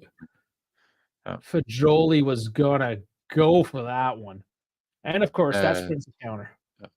And Barrenetxea got loaned to Valencia and Illing to Bologna.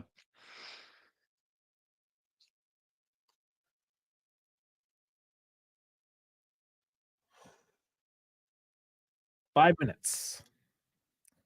What are your expectations of these players? Sometimes what we expect and what these players are bought for are very different. I think even so, from what we saw with Dougie in the Premier League, that we would have expected more. Another short corner by Parma. Lots of those today. They don't have confidence. Maybe it's more so they want to maintain control of the ball too and not get sprung on the counter. But very cautious corners today by Parma. As they're cutting in low. And it's blocked out. They're trying to make something of it. Vlahovic trying to hold up defensively, doesn't get it. Actually wins the foul. So that's something. But dude, please not another tie, man. Would have expected a goal from at least one of them, especially Coop. Yeah, he got close. I realized that, but yeah, there's expectation and there's reality. The expectation is that we would have ideally had played him in a lot more games, and I think if he played all the games he missed, like I think there would be at least a goal like somewhere in him. I mean, if we expect Vlahovic to score all the goals that he should have had with sitters, we would have a Ballon d'Or winner. So yeah. So I don't think that Koopmeiners has been that bad yet, and I don't know how it was before we subbed him in this game, but since he's on the field, like the passing is way more fluent. Crossing, that was another layoff by Coop as he's taken down and flex off his back. It looked like. So I have no issues at all with Koopmeiners. Like give him the time to accommodate to the team.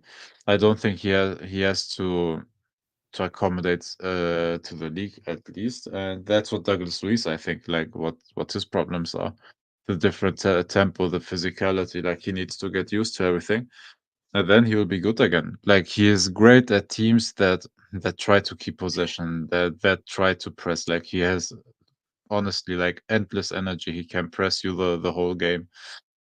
And yeah, also in build up, like he's amazing in there. So give it all, like give it Boca its wins time. the ball there, springs a counter. Yildiz, this is our chance. And he's another huge deflection off a Yildiz shot. Man. And it's Del Prato, the guy with the child diddler mustache thing there.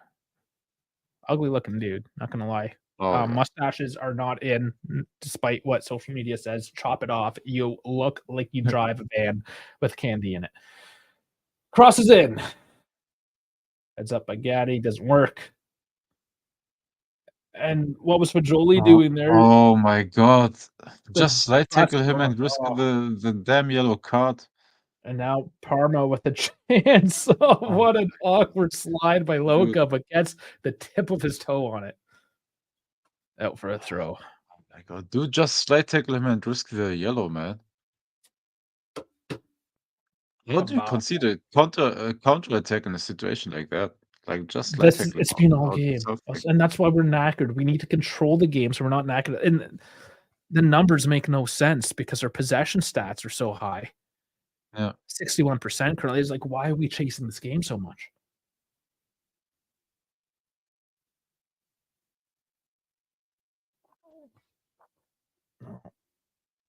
Parma's going to try to work it with a minute left.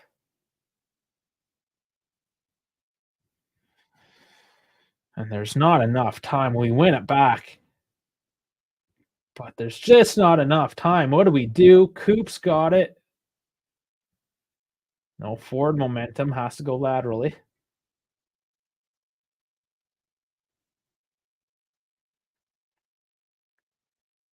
We were rushing at the beginning of the game and we're down 1-0 when we shouldn't have been rushing. And now we're not rushing when we have seconds left.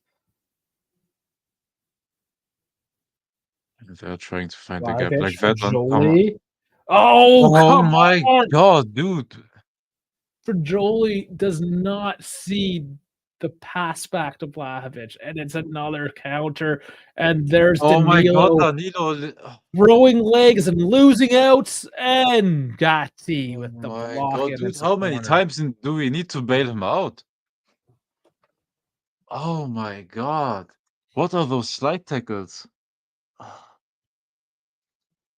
And Gatti, the look on Gatti's face, like, Oh are you God, kidding me? man.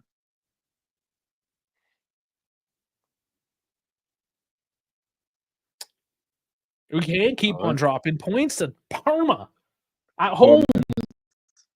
4 minutes left, everybody.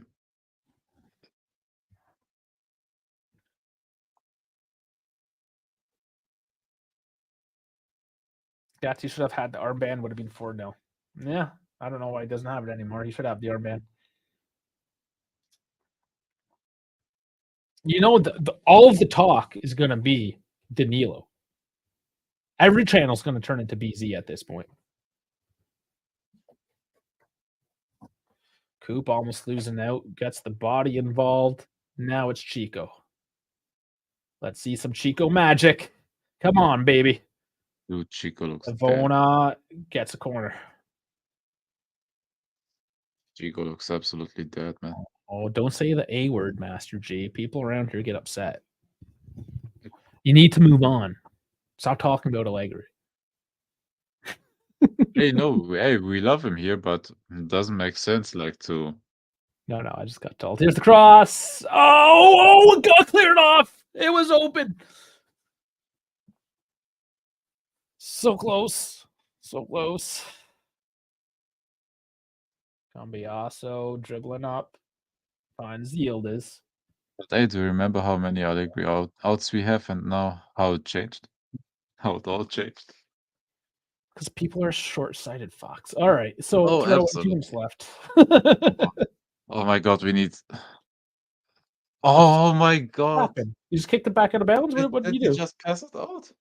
Unless there was another whistle on the play for something. What's going on here? Oh no. Del Prato's everywhere. Here's Fajoli. Vlahovic tries to hold on. Yildiz can't control either.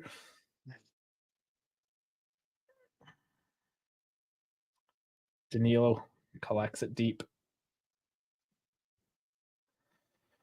Oh, so much anxiety. I need to give up football. It's killing me. It's killing me softly. Slowly, over time. It's like smoking. Cambiasso crosses in. Another corner. Another corner. Oh my God. Yeah, Del Prato is probably the man of the match, honestly. The guy's been huge this game.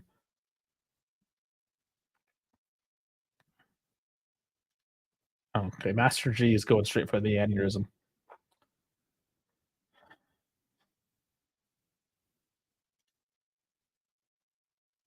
Gatti game winner incoming. Let's go, Frankie. I know he's your boy. And here is the cross. I think it's another corner. And it is. Hey, oh my God, I can't. This seems like I'd smoking a pack of cigarettes a day. 20 seconds left. Corner. Yildiz. Right side. Coming in. And Chico blocked again. I don't know how much. Not backwards. That's dude. He will whistle the game. Don't pass it backwards right now. Going deep, going deep. Vlahovic gets up. It's loose. Oh, it's cleared off the line again. And Yildiz is hurt. Oh, come on. No. That can't be that bad. But that was so intense. Oh my fucking Lord. My Lord. That was Del Prato. Again. Did he call the whistle? He called the whistle. Oh my God. My Lord. My Lord. I didn't envision our Invincible season like this. Buy this Del Prato. Yeah, maybe that's who we need to buy. Need a defender? Buy this guy with the child diddler. Oh thing. my God. He's only 24.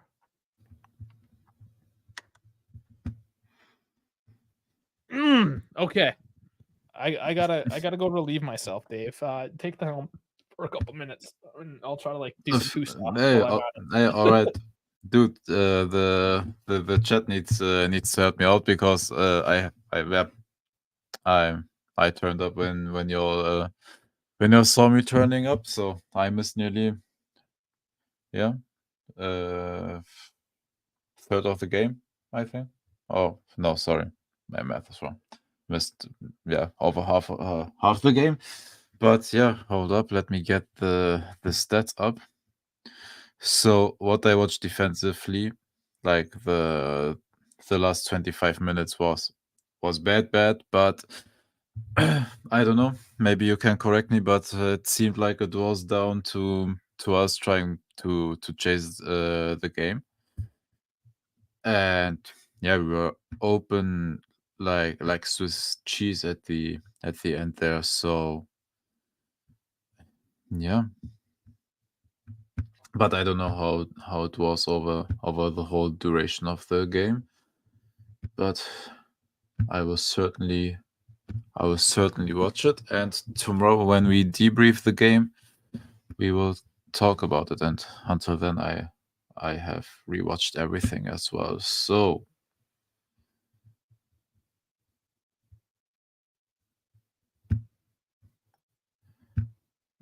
there I have my right window. So yeah, it ended 2-2 with 2-2 with goals of Del Prato, of McKennie, of Sohm, and Weah. Yeah, the momentum chart honestly speaks for itself. Yeah, honestly, we had a lot of momentum, but the spikes they have are actually crazy. And yeah, they scored on their first two. Looks like we got like lucky couple of times. I don't know like with these because I haven't watched at that point yet. But what I watched wasn't good, and it looked honestly like defensively they were like we had to do a lot to overcompensate for Danilo. And yeah, even Misak is chiming in with send Danilo to Tajikistan. So honestly, it looks like Vlad is the last man standing with Danilo. No, honestly, oh man, and now the Danilo bashing session starts, I guess. I will forever love Danilo. Like he served the club incredibly well, and he was an example all the time. Like he was a great example. He was the captain during the last couple of seasons where we went through all the shit you all know. And he he was great at that. He was great at that 3-man defense where he was protected within the system as well. But now, like we are preaching all the time with the space that he has to cover, and oh my god, with that high line we played in the last 25 minutes where we tried to chase the game, it was legit bad. Like missing the slide tackles, being slow, nearly costed us 2 goals if Di Gregorio didn't save that one, and Gotti didn't jump in front of that shot as well. So that is at least 2 goals he caused nearly, like, since I was watching. So Dave, you can tell me like what his other mistakes were, or did he one of the 2 goals that happened, like, was it actually on him, or was it just overall Heavily, like, bad positioning? Or it's never on one dude, unless, I mean, okay, there's situations where it's like a clear and blatant like own goal I kicked into the back of the net, kind of like it's totally just one dude's fault. So I don't want to say 100% it's Danilo's fault, but if that man's legs were like 6 months younger, we would not be in this situation. He can't keep up to the play. He is Yep. such a crutch that, like, it's just something has to be done at this point. Yeah. He just, and that's just the unfortunate thing. Is he washed as a football player? No, he can go. I mean, Brazil. I don't know, a slower league. He can go to a slower league and still play and still be a great defender. His like pure defensive acumen is okay. He's just not quick enough to get into the play to use. And that's really the problem. Is he bad defender? No, he's just too old and slow. And as a result, that's kind of why he's acting like a bad defender. Yeah. The problem is we saw it already on the tail end of last season. And I think all of us predicted he has like maximum this season we are in right now, like at the highest level. Oh, and that's clear. That is very clear. Yeah, no, and it looks like he even didn't make it to this season. But maybe at this side, like I'm saying, like last season he was still protected by the system, I guess, with a 3-man defense, and having Bremer next to you is never bad, so to speak. But do you remember that spell where we played Danilo on the left side next to Bremer? And I was just thinking when we had the Gotti injury and everything, and we played some games with Rugani on the right side and played Danilo on the left side, and we got always attacked on the left side, and mistakes were happening there with whoever was playing on the left, whether it was Kostic or whether it was Cambiaso or whatever the combination was. When Danilo played, there was always like these small misunderstandings that gave the opponent chances, or even gave them a goal, basically. Listen, Parma today, like you know when you only know like one button in FIFA and you just spam it, that was Parma. All they did was long ball over the top, favor Danilo's side, beat him to the ball. Yeah, absolutely. And Jeff's saying Danilo could have gave 2 more the other half. He could have, honestly, this could have been a blowout. If Parma knew how to shoot and like we're a half decent team, and that's what sucks. Like we tie 2-2, and I still think this team is crap because they are. We tie to a crap team at home.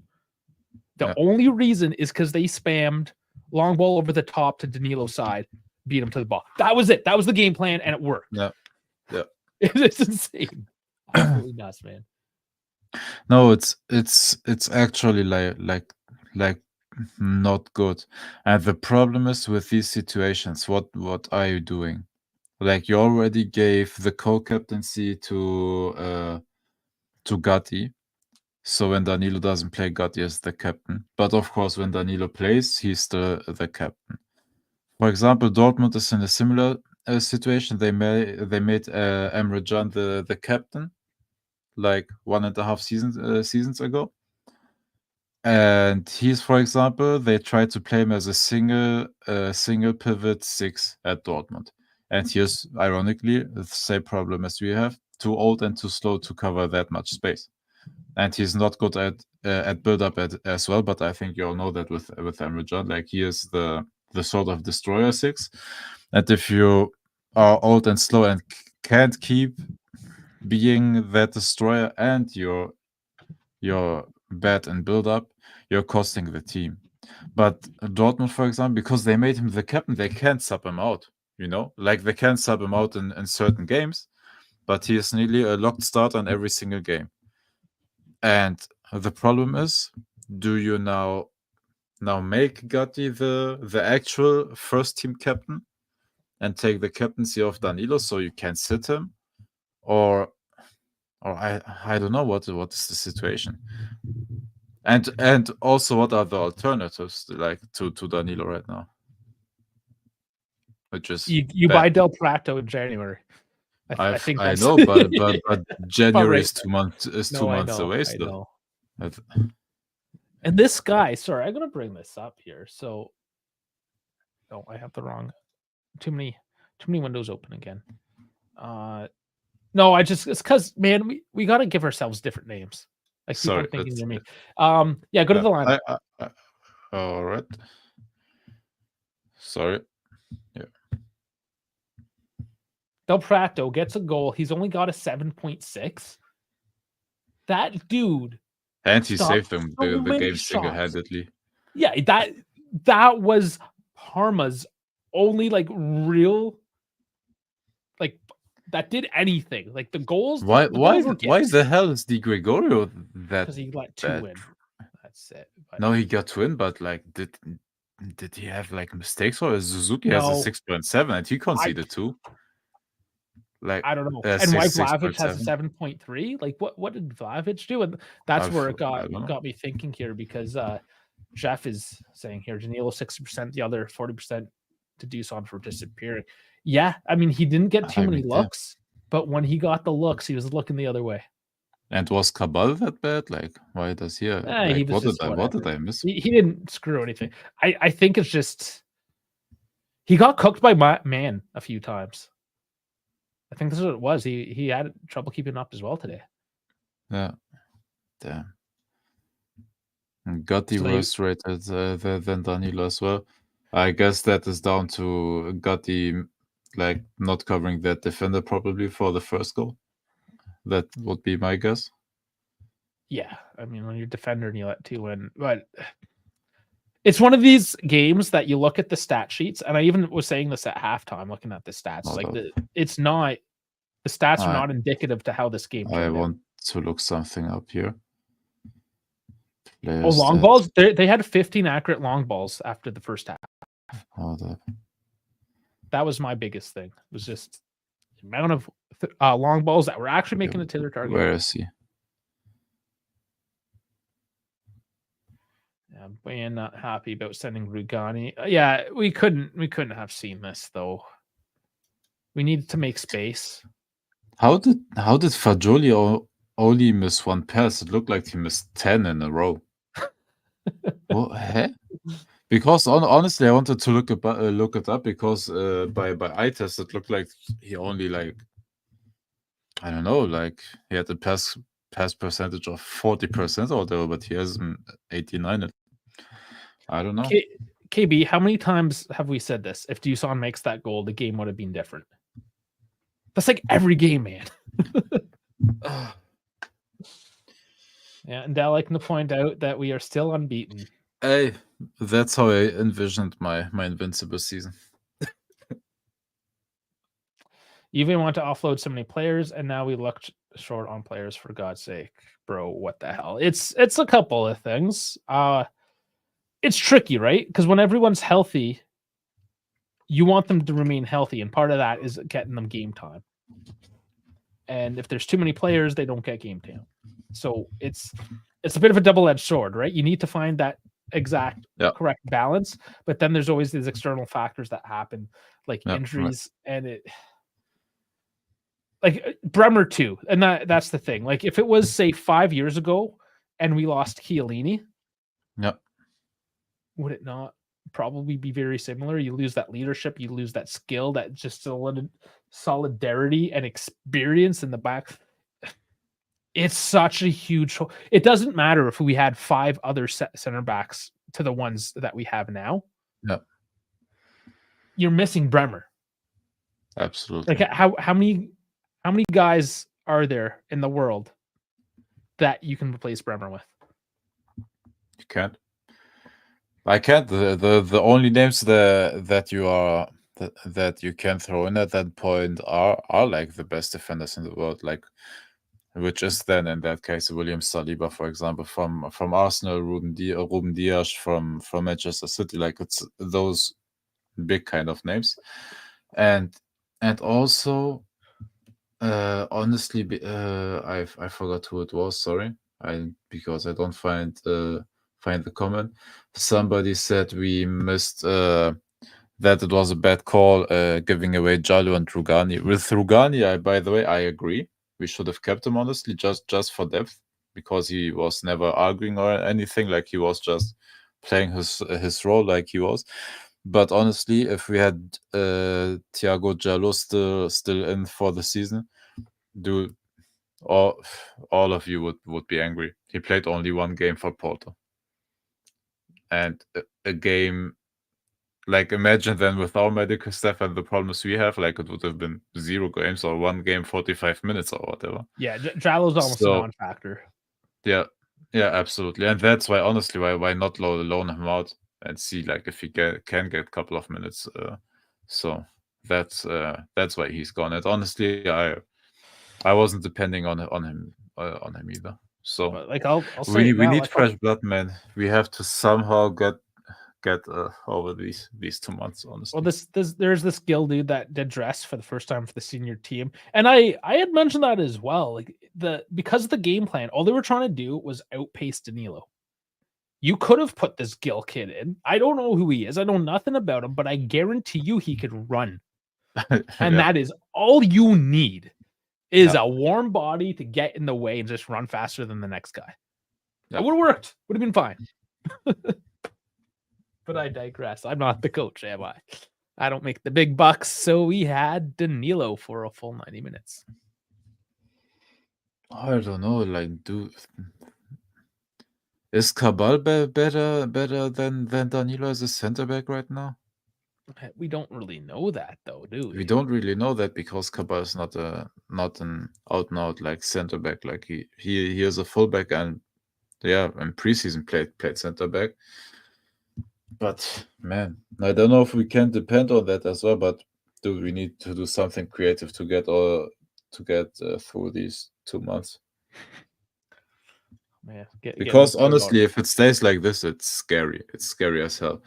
And then imagine we play half decent. Imagine we play half decent teams. Imagine Moise Kean scoring a brace against us because Danilo misses a slide tackle or hits him in the box and causes a penalty, and then Moise Kean griddying in our stadium or whatever because of Danilo. Danilo, I mean, he made a slide tackle at one point that he didn't even. It wasn't a threat because he was so far behind that he just never even reached the guy. He was gone. No. It's just done. Sunday League coach always providing. Lead the league in possession, though. Who cares if it's 2 wins in the last 8 games?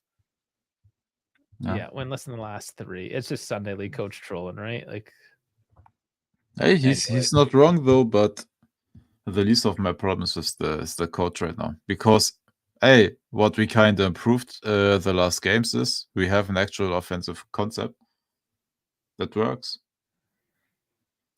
Like, I think our ball fluidity has gotten way better in the past games.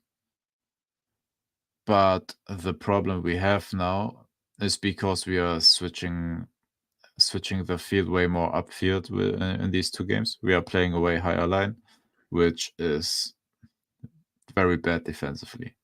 And it leaves you very...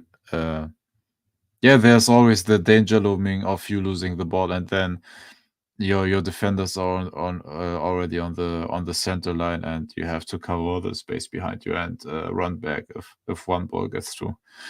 And for example, Barcelona can get away with that because they have 17-year-olds as center backs.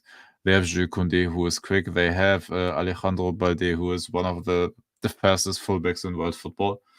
So Barca, for example, can play that and get away with it because they can defend all that space. and we just can't. Yeah. Oh man, so many things to be frustrated about though today. Yeah. Like, Yeah. oh man, I was just catching up in the Discord as well. What everyone was going on about. 2 conversations going on. I guess we have to have a Discord conversation and a YouTube conversation. Why not? For those of you not in the Discord, get in, guys. That's the QR code. You can also, as you're scrolling down and hitting the like and subscribe button, you get into this description. Got the links for Instagram, for X, for Discord, and we are on Spotify. If you don't want to look at me, I understand. Spotify. Yeah, why not? We're handsome, man. We're handsome. Yeah, we're not. I mean, you can't expect everyone to be into you, right? Let's be real. No, we are on Spotify though, and of course, as a result, all the other podcasting platforms. We've always been on YouTube Music because the link up with YouTube. So I mean, yeah. It's there. It's there if you want the podcast version of these things.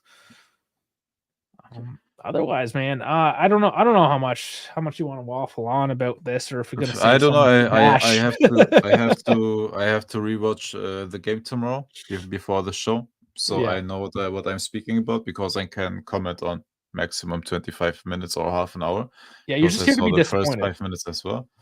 Yeah, but I have to, man. Otherwise, like, what's my commentary worth if I don't even watch the game?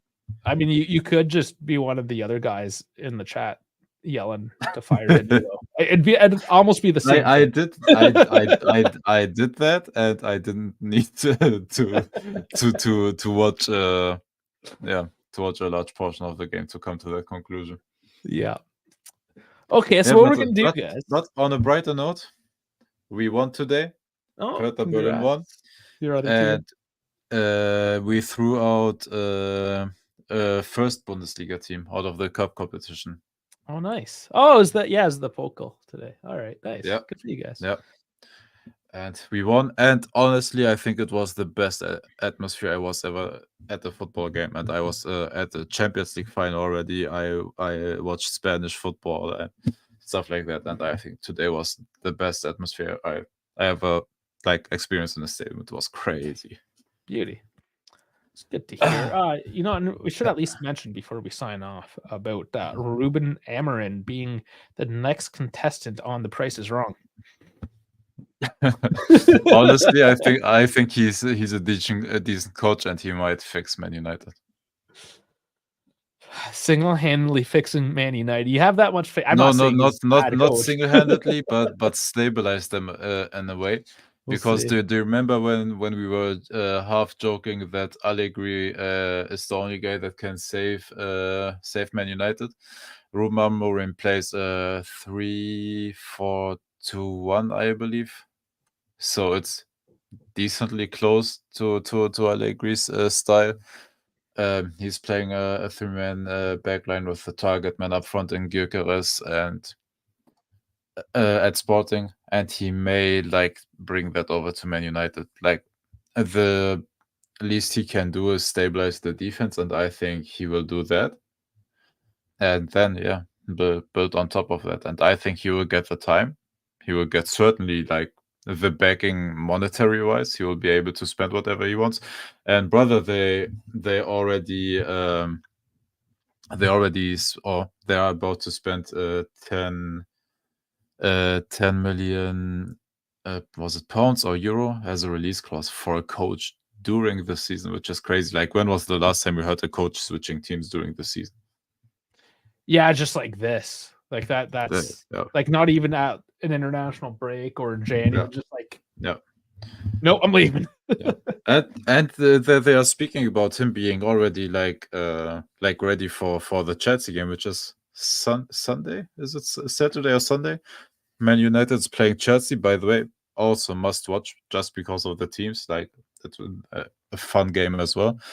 And he's supposed to be there on the bench already. So we will see. But I think, he may be actually good for Man United. And I think the Benta era is over, or will be over in a short period of time. And like Ten Hag said, eras come to an end, and this ended.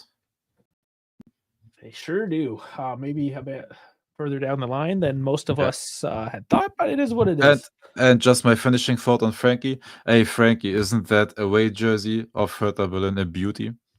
The black jersey with the blue horizontal stripes. Damn, that's a nice jersey. Now, it looks like the guys, at least Frankie and Bones, setting up some clubs for FC25. Another reason to get into the Discord for the clubs team. I might be able to join tonight. We'll see. I think that's Central Time. If you're talking Central Time, I might be able to. I haven't had the time yet, man. We're busy. I did a couple of games, started a couple of career modes, but I never got past like a couple of games. I need to find the time somehow. Christmas break is coming. Festivus. We celebrate Festivus on the channel, so that's coming up pretty soon. Month and a half. Dude, when will we contact guests? Festivus is fun. We're still in October technically. Hey, Dash came in to be petty. We stayed online too long. Okay, time to go. Dash is here. He'll get his chance tomorrow, anyways. Yeah. We'll talk about Dusan. We'll talk about Danilo. It's gonna be a Halloween stream tomorrow. So, we'll celebrate. I don't know. Maybe I'll eat some Smarties. Oh, that's a Canadian thing. I don't know if you have Smarties. We have Smarties. You got Smarties? Okay, I'm gonna eat some Smarties on stream. Nice and crunchy. Aren't Smarties? Hold up. Aren't Smarties owned by the Ferrero group as well, which is Italian? Like, no. Who owns Smarties? No, they're Cadbury or one of the, I don't know, American or British. One of those. I don't know. I'll go look. I have no idea. I guess I can Google it. I am on a computer. Smarties. Oh, it's Nestle. Nestle, yes, of course. And isn't Nestle? They're like, Swiss. It's Swiss. So you see, Smarties are European. But they have regional products too, though. So regardless, I'll eat some Smarties. Yeah. But Smarties are a classic. Yeah, for sure. Like me a good Smartie. Okay, so tomorrow I'll see you guys our normal time, 5:30 Eastern. That's Halloween episode. Yeah, Halloween. Dude, we need some Smarties. We need drinks and sweet. Is it sweets or candies? Like what you're saying over there in Northern America? Candies. If you say sweets, you sound like a British bloke. British. Hey, all right. Hey, tomorrow, let's get ourselves drunk and eat some candy. We're getting drunk too. Okay, all right, sure. I guess it's Thursday. Why not?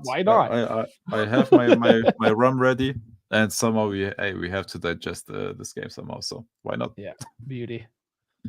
Okay, well, in that case, everyone, we will see you hopefully. You're always invited. Tomorrow, 5:30 Eastern, which is now 10:30 Central European time until Sunday, and then we do the switch again. It's confusing this time of year, I'll figure it out. Yep. Stay tuned. I'm going to post everything up tonight. And thanks for suffering with me. Thanks for joining. Thank you, everyone.